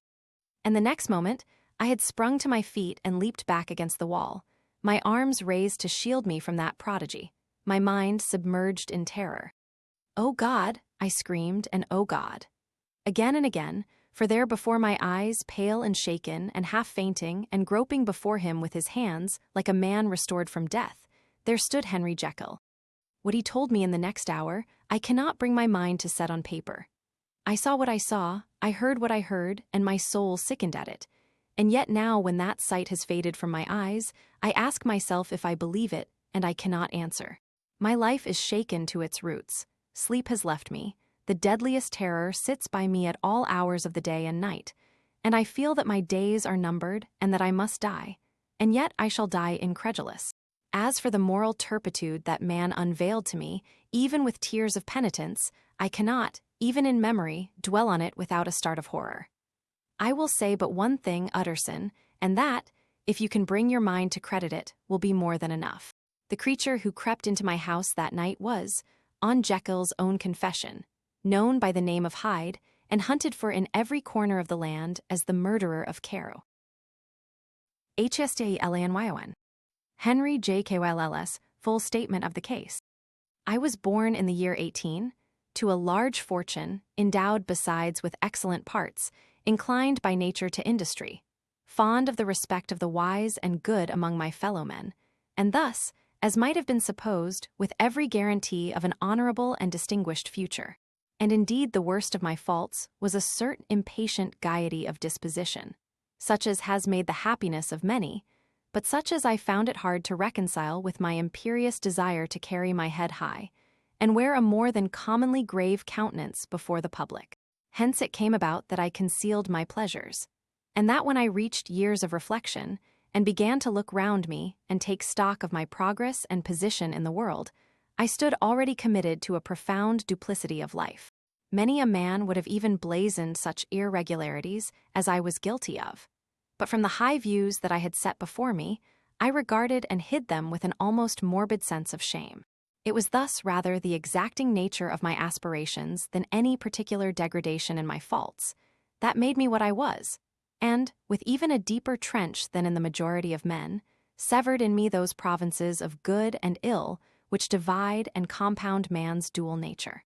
In this case, I was driven to reflect deeply and inveterately on that hard law of life, which lies at the root of religion and is one of the most plentiful springs of distress. Though so profound a double-dealer, I was in no sense a hypocrite. Both sides of me were in dead earnest. I was no more myself when I laid aside restraint and plunged in shame than when I labored, in the eye of day, at the furtherance of knowledge or the relief of sorrow and suffering. And it chanced that the direction of my scientific studies, which led wholly towards the mystic and the transcendental, reacted and shed a strong light on this consciousness of the perennial war among my members. With every day, and from both sides of my intelligence, the moral and the intellectual, I thus drew steadily nearer to that truth, by whose partial discovery I have been doomed to such a dreadful shipwreck. That man is not truly one, but truly two. I say two, because the state of my own knowledge does not pass beyond that point. Others will follow, others will outstrip me on the same lines, and I hazard the guess that man will be ultimately known for a mere polity of multifarious, incongruous, and independent denizens. I, for my part, from the nature of my life, advanced infallibly in one direction and in one direction only. It was on the moral side, and in my own person, that I learned to recognize the thorough and primitive duality of man. I saw that, of the two natures that contended in the field of my consciousness, even if I could rightly be said to be either, it was only because I was radically both.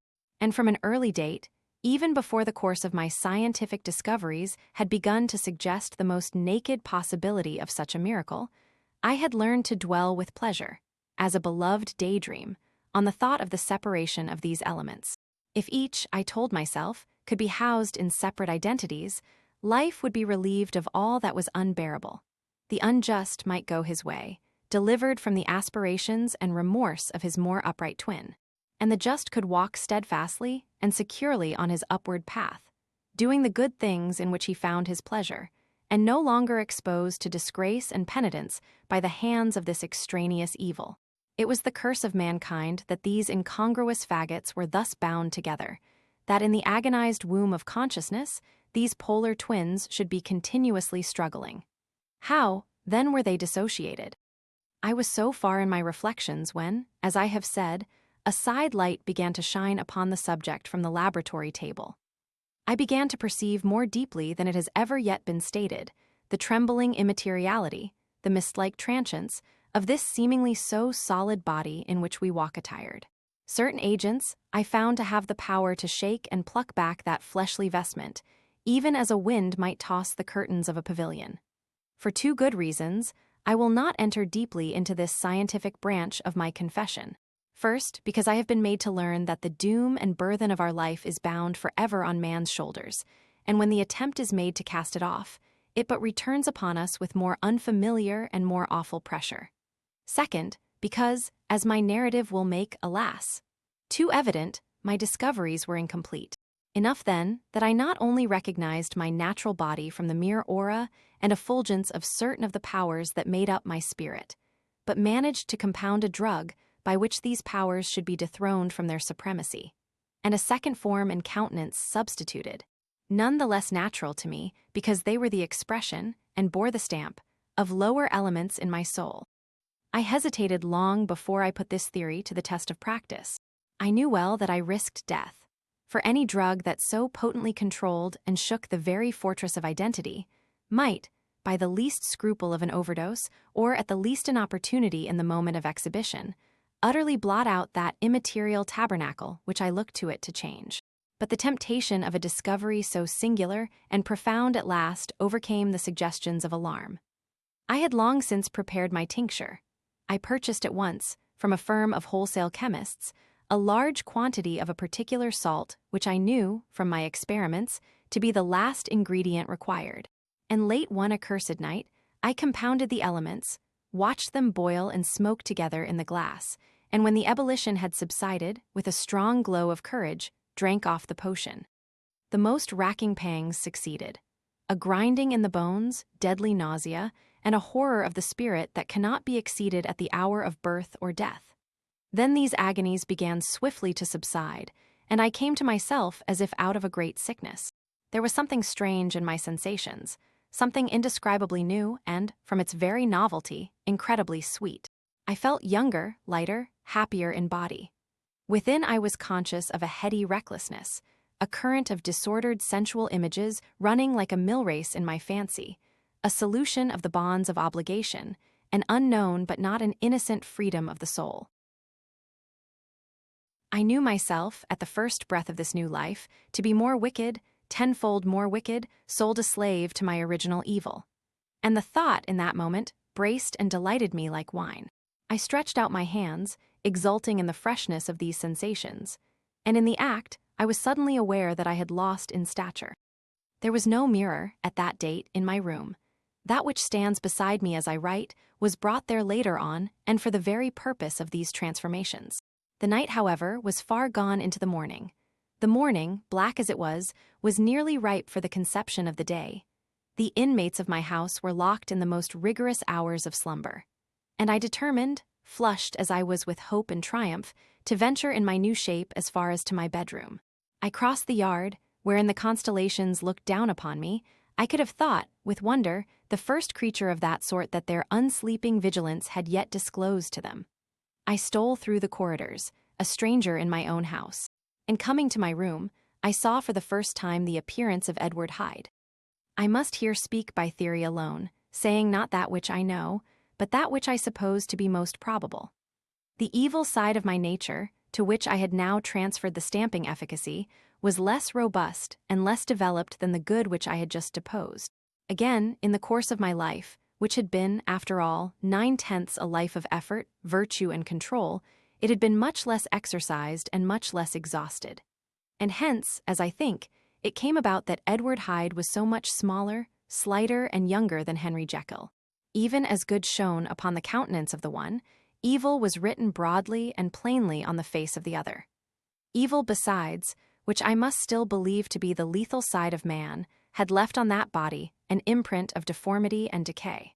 And yet when I looked upon that ugly idol in the glass, I was conscious of no repugnance, rather of a leap of welcome. This, too, was myself. It seemed natural and human. In my eyes it bore a livelier image of the spirit. It seemed more express and single. than the imperfect and divided countenance I had been hitherto accustomed to call mine. And in so far I was doubtless right. I have observed that when I wore the semblance of Edward Hyde, none could come near to me at first without a visible misgiving of the flesh. This, as I take it, was because all human beings, as we meet them, are commingled out of good and evil, and Edward Hyde, alone in the ranks of mankind, was pure evil. I lingered but a moment at the mirror. The second and conclusive experiment had yet to be attempted. It yet remained to be seen if I had lost my identity beyond redemption and must flee before daylight from a house that was no longer mine. And hurrying back to my cabinet, I once more prepared and drank the cup, once more suffered the pangs of dissolution, and came to myself once more with the character, the stature, and the face of Henry Jekyll. That night I had come to the fatal crossroads. Had I approached my discovery in a more noble spirit, had I risked the experiment while under the empire of generous or pious aspirations, all must have been otherwise, and from these agonies of death and birth I had come forth an angel instead of a fiend. The drug had no discriminating action. It was neither diabolical nor divine. It but shook the doors of the prison house of my disposition, and like the captives of Philippi, that which stood within ran forth. At that time my virtue slumbered. My evil, kept awake by ambition, was alert and swift to seize the occasion, and the thing that was projected was Edward Hyde.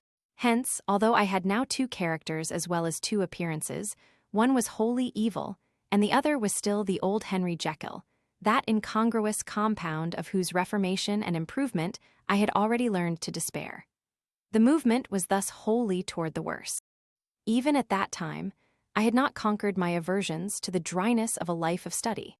I would still be merrily disposed at times, and as my pleasures were, to say the least, undignified, and I was not only well known and highly considered, but growing towards the elderly man, this incoherency of my life was daily growing more unwelcome. It was on this side that my new power tempted me until I fell in slavery.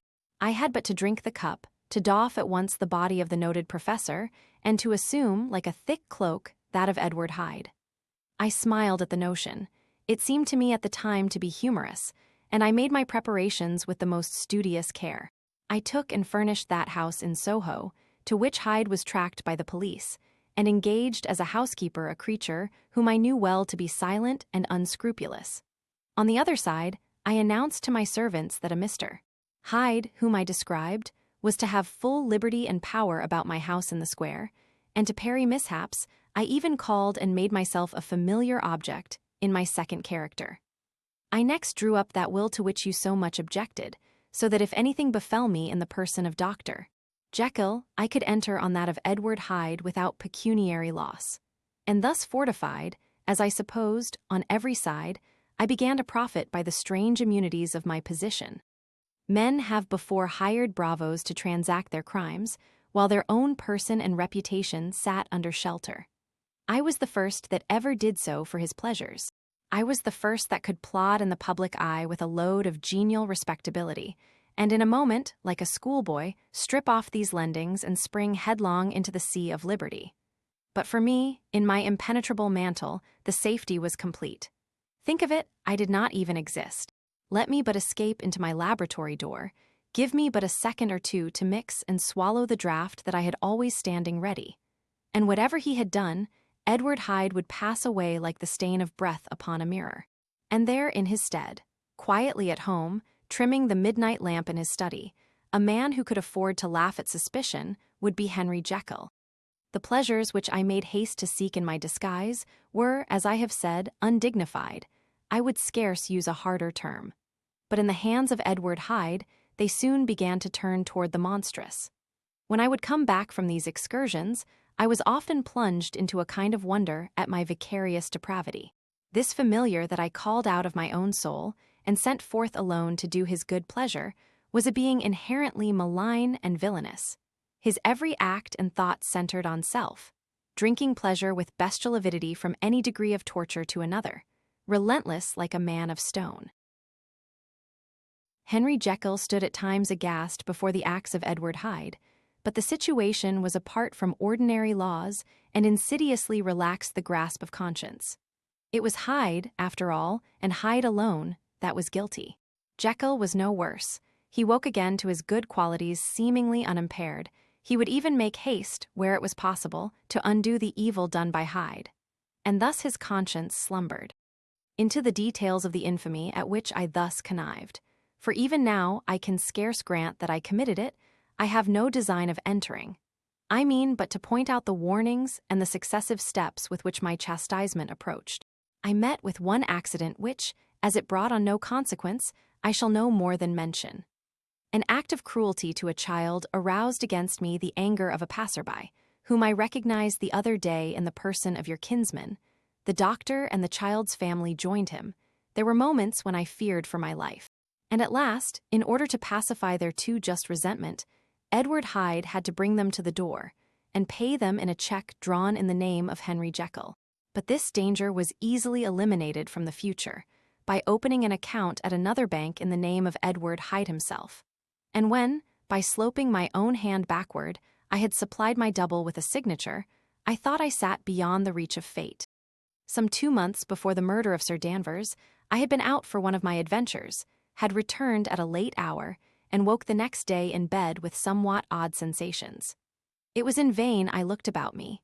In vain I saw the decent furniture and tall proportions of my room in the square. In vain that I recognized the pattern of the bed curtains and the design of the mahogany frame. Something still kept insisting that I was not where I was, that I had not wakened where I seemed to be, but in the little room in Soho where I was accustomed to sleep in the body of Edward Hyde. I smiled to myself, and in my psychological way began lazily to inquire into the elements of this illusion, occasionally, even as I did so, dropping back into a comfortable morning doze. I was still so engaged when, in one of my more wakeful moments, my eyes fell upon my hand. Now the hand of Henry Jekyll, as you have often remarked, was professional in shape and size. It was large, firm, white, and comely. But the hand which I now saw, clearly enough, in the yellow light of a mid-London morning, lying half shut on the bedclothes, was lean, corded, knuckly, of a dusky pallor, and thickly shaded with a swart growth of hair. It was the hand of Edward Hyde. I must have stared upon it for near half a minute, sunk as I was in the mere stupidity of wonder, before terror woke up in my breast as sudden and startling as the crash of cymbals, and bounding from my bed I rushed to the mirror. At the sight that met my eyes, my blood was changed into something exquisitely thin and icy. Yes, I had gone to bed Henry Jekyll, I had awakened Edward Hyde. How was this to be explained? I asked myself, and then, with another bound of terror, how was it to be remedied? It was well on in the morning. The servants were up. All my drugs were in the cabinet. A long journey down 2 pairs of stairs, through the back passage, across the open court, and through the anatomical theater, from where I was then standing horror-struck. It might indeed be possible to cover my face, but of what use was that when I was unable to conceal the alteration in my stature? And then, with an overpowering sweetness of relief, it came back upon my mind that the servants were already used to the coming and going of my second self. I had soon dressed, as well as I was able, in clothes of my own size, had soon passed through the house, where Bradshaw stared and drew back at seeing Mr. Hyde at such an hour and in such a strange array. And 10 minutes later, Dr. Jekyll had returned to his own shape, and was sitting down, with a darkened brow, to make a feint of breakfasting. Small indeed was my appetite. This inexplicable incident, this reversal of my previous experience, seemed, like the Babylonian finger on the wall, to be spelling out the letters of my judgment. And I began to reflect more seriously than ever before on the issues and possibilities of my double existence. That part of me which I had the power of projecting had lately been much exercised and nourished.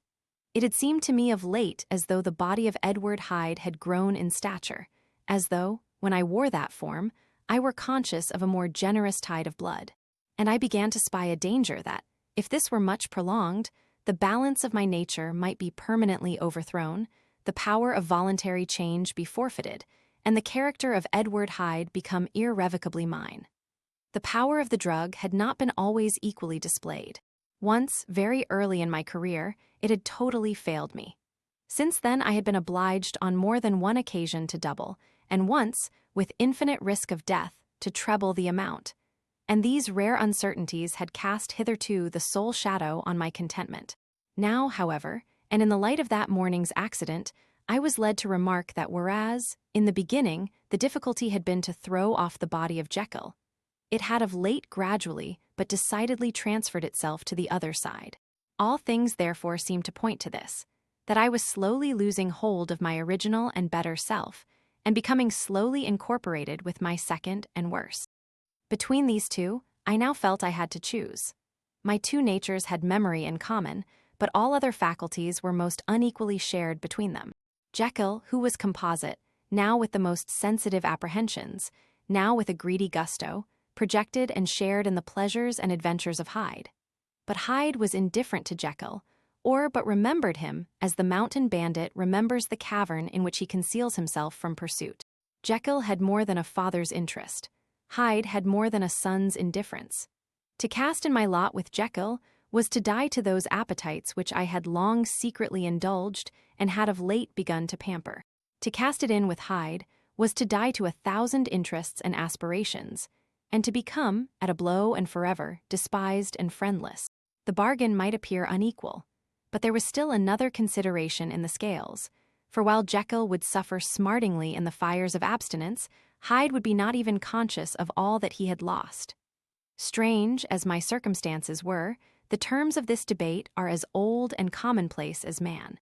Much the same inducements and alarms cast the die for any tempted and trembling sinner. And it fell out with me, as it falls with so vast a majority of my fellows, that I chose the better part, and was found wanting in the strength to keep to it. Yes, I preferred the elderly and discontented doctor, surrounded by friends and cherishing honest hopes, and bade a resolute farewell to the liberty, the comparative youth, the light step, leaping impulses and secret pleasures that I had enjoyed in the disguise of Hyde. I made this choice perhaps with some unconscious reservation, for I neither gave up the house in Soho, nor destroyed the clothes of Edward Hyde, which still lay ready in my cabinet. For 2 months, however, I was true to my determination. For 2 months, I led a life of such severity as I had never before attained to, and enjoyed the compensations of an approving conscience. But time began at last to obliterate the freshness of my alarm. The praises of conscience began to grow into a thing of course. I began to be tortured with throes and longings, as of Hyde struggling after freedom. And at last, in an hour of moral weakness, I once again compounded and swallowed the transforming draught. I do not suppose that, when a drunkard reasons with himself upon his vice, he is once out of 500 times affected by the dangers that he runs through his brutish, physical insensibility. Neither had I, long as I had considered my position, made enough allowance for the complete moral insensibility and insensate readiness to evil, which were the leading characters of Edward Hyde. Yet it was by these that I was punished.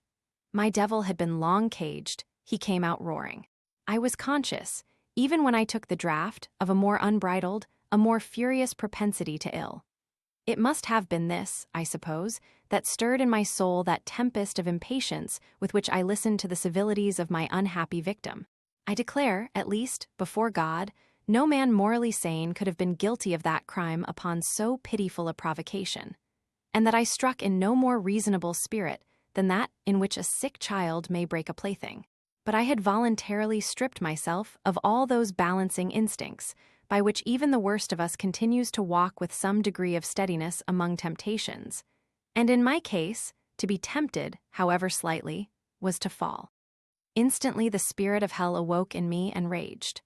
With a transport of glee, I mauled the unresisting body, tasting delight from every blow, and it was not till weariness had begun to succeed that I was suddenly, in the top fit of my delirium, struck through the heart by a cold thrill of terror. A mist dispersed. I saw my life to be forfeit, and fled from the scene of these excesses, at once glorying and trembling, my lust of evil gratified and stimulated, my love of life screwed to the topmost peg. I ran to the house in Soho, and, to make assurance doubly sure, destroyed my papers. Thence I set out through the lamplit streets, in the same divided ecstasy of mind, gloating on my crime, light-headedly devising others in the future, and yet still hastening and still hearkening in my wake for the steps of the avenger. Hyde had a song upon his lips as he compounded the draught, and as he drank it, pledged the dead man.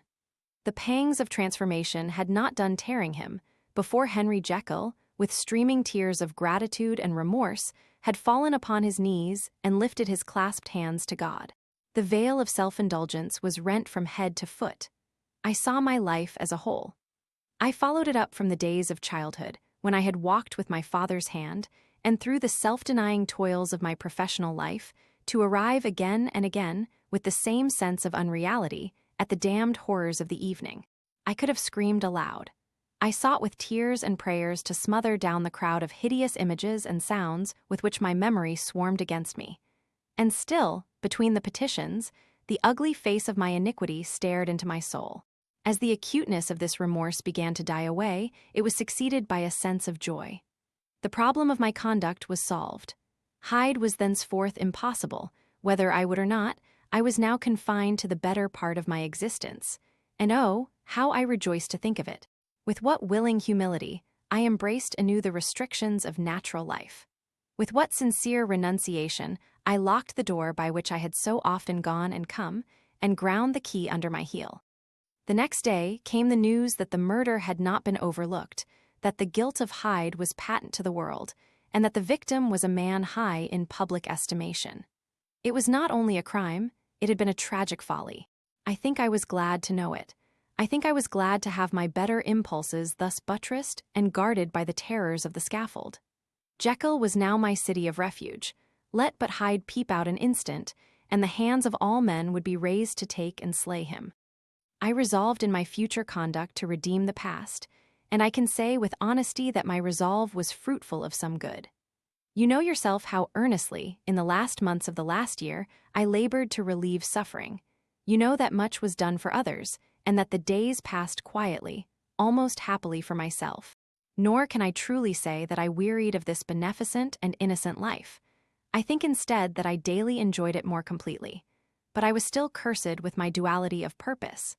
And as the first edge of my penitence wore off, the lower side of me, so long indulged, so recently chained down, began to growl for license. Not that I dreamed of resuscitating Hyde. The bare idea of that would startle me to frenzy. No, it was in my own person that I was once more tempted to trifle with my conscience, and it was as an ordinary secret sinner that I at last fell before the assaults of temptation. There comes an end to all things, the most capacious measure is filled at last, and this brief condescension to my evil finally destroyed the balance of my soul. And yet I was not alarmed. The fall seemed natural, like a return to the old days before I had made my discovery. It was a fine, clear January day, wet underfoot where the frost had melted, but cloudless overhead. And the Regent's Park was full of winter chirrupings and sweet with spring odors. I sat in the sun on a bench, the animal within me licking the chops of memory, the spiritual side a little drowsed, promising subsequent penitence, but not yet moved to begin. After all, I reflected, I was like my neighbors, and then I smiled, comparing myself with other men, comparing my active goodwill with the lazy cruelty of their neglect. And at the very moment of that vainglorious thought, a qualm came over me, a horrid nausea and the most deadly shuddering. These passed away and left me faint. And then, as in its turn faintness subsided, I began to be aware of a change in the temper of my thoughts, a greater boldness, a contempt of danger, a solution of the bonds of obligation. I looked down, my clothes hung formlessly on my shrunken limbs, the hand that lay on my knee was corded and hairy. I was once more Edward Hyde. A moment before I had been safe of all men's respect, wealthy, beloved, the cloth laying for me in the dining room at home. And now I was the common quarry of mankind, hunted, houseless, a known murderer, thrall to the gallows. My reason wavered, but it did not fail me utterly. I have more than once observed that in my second character, my faculties seemed sharpened to a point, and my spirits more tensely elastic. Thus it came about that, where Jekyll perhaps might have succumbed, Hyde rose to the importance of the moment. My drugs were in one of the presses of my cabinet. How was I to reach them? That was the problem that, crushing my temples in my hands, I set myself to solve. The laboratory door I had closed. If I sought to enter by the house, my own servants would consign me to the gallows. I saw I must employ another hand, and thought of Lanyon. How was he to be reached? How persuaded? Supposing that I escaped capture in the streets, how was I to make my way into his presence? And how should I, an unknown and displeasing visitor, prevail on the famous physician to rifle the study of his colleague, Dr. Jekyll? Then I remembered that of my original character. One part remained to me. I could write my own hand, and once I had conceived that kindling spark, the way that I must follow became lighted up from end to end. Thereupon, I arranged my clothes as best I could, and summoning a passing hansom, drove to an hotel in Portland Street, the name of which I chanced to remember. At my appearance, which was indeed comical enough, however tragic a fate these garments covered, the driver could not conceal his mirth. I gnashed my teeth upon him with a gust of devilish fury, and the smile withered from his face, happily for him, yet more happily for myself, for in another instant I had certainly dragged him from his perch. At the inn, as I entered, I looked about me with so black a countenance as made the attendants tremble. Not a look did they exchange in my presence, but obsequiously took my orders, led me to a private room, and brought me wherewithal to write. Hyde in danger of his life was a creature new to me. Shaken with inordinate anger, strung to the pitch of murder, lusting to inflict pain.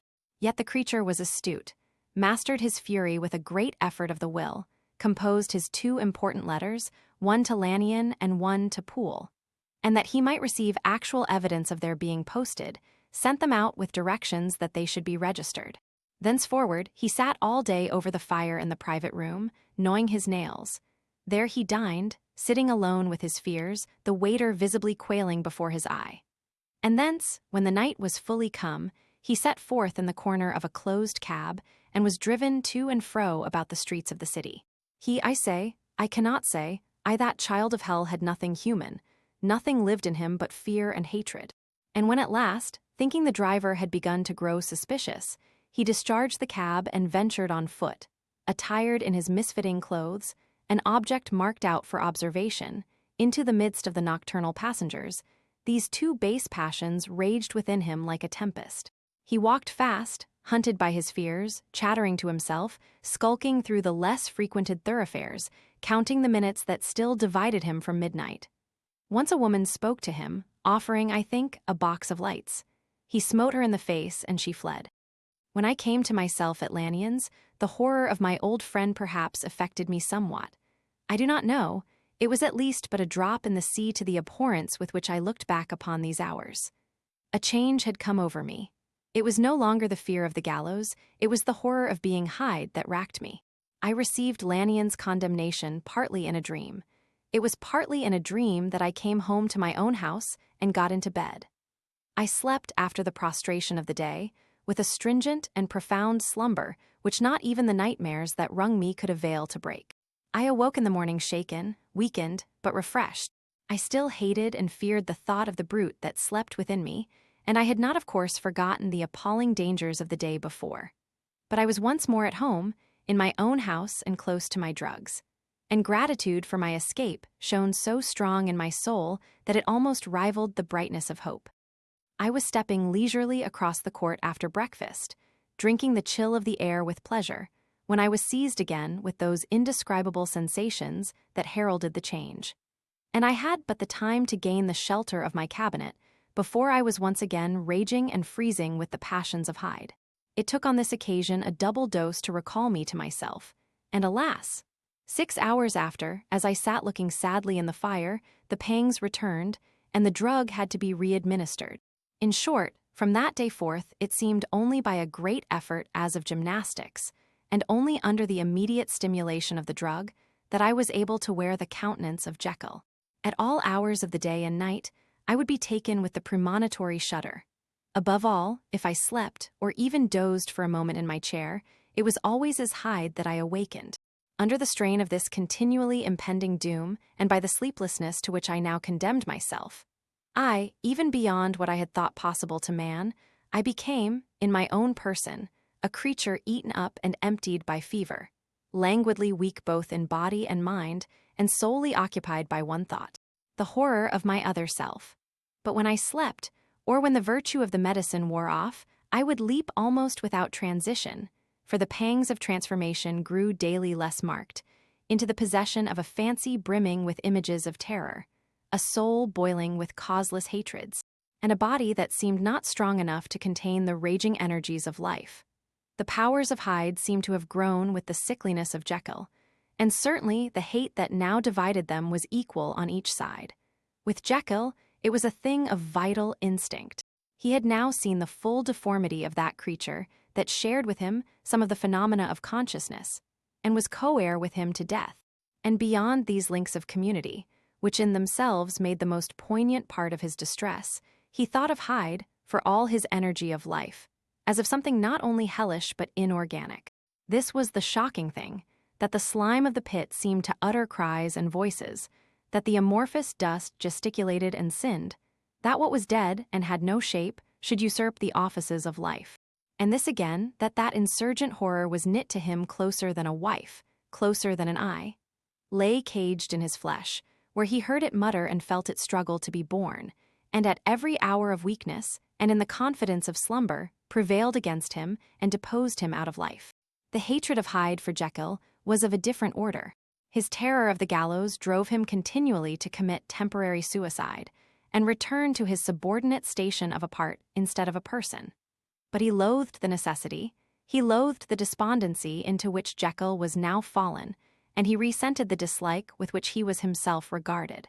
Hence the ape-like tricks that he would play me, scrawling in my own hand blasphemies on the pages of my books, burning the letters and destroying the portrait of my father. And indeed, had it not been for his fear of death, he would long ago have ruined himself in order to involve me in the ruin. But his love of life is wonderful. I go further. I, who sicken and freeze at the mere thought of him, when I recall the abjection and passion of this attachment, and when I know how he fears my power to cut him off by suicide, I find it in my heart to pity him. It is useless, and the time awfully fails me, to prolong this description. No one has ever suffered such torments, let that suffice. And yet even to these, habit brought not alleviation but a certain callousness of soul, a certain acquiescence of despair. And my punishment might have gone on for years, but for the last calamity which has now fallen, and which has finally severed me from my own face and nature. My provision of the salt, which had never been renewed since the date of the first experiment, began to run low. I sent out for a fresh supply and mixed the draught. The ebullition followed, and the first change of color, not the second. I drank it, and it was without efficiency. You will learn from Poole how I have had London ransacked. It was in vain, and I am now persuaded that my first supply was impure, and that it was that unknown impurity which lent efficacy to the draught. About a week has passed, and I am now finishing this statement under the influence of the last of the old powders. This, then, is the last time, short of a miracle, that Henry Jekyll can think his own thoughts or see his own face, now how sadly altered, in the glass. Nor must I delay too long to bring my writing to an end. For if my narrative has hitherto escaped destruction, it has been by a combination of great prudence and great good luck. Should the throes of change take me in the act of writing it, Hyde will tear it in pieces. But if some time shall have elapsed after I have laid it by, his wonderful selfishness and circumscription to the moment will probably save it once again from the action of his ape-like spite. And indeed the doom that is closing on us both has already changed and crushed him. Half an hour from now, when I shall again and forever re-endue that hated personality, I know how I shall sit shuddering and weeping in my chair, or continue, with the most strained and fear-struck ecstasy of listening, to pace up and down this room, my last earthly refuge, and give ear to every sound of menace. Will Hyde die upon the scaffold, or will he find courage to release himself at the last moment? God knows, I am careless. This is my true hour of death, and what is to follow concerns another than myself. Here then, as I lay down the pen and proceed to seal up my confession, I bring the life of that unhappy Henry Jekyll to an end. Thanks for listening to The Strange Case of Dr. Jekyll and Mr. Hyde by Robert Louis Stevenson.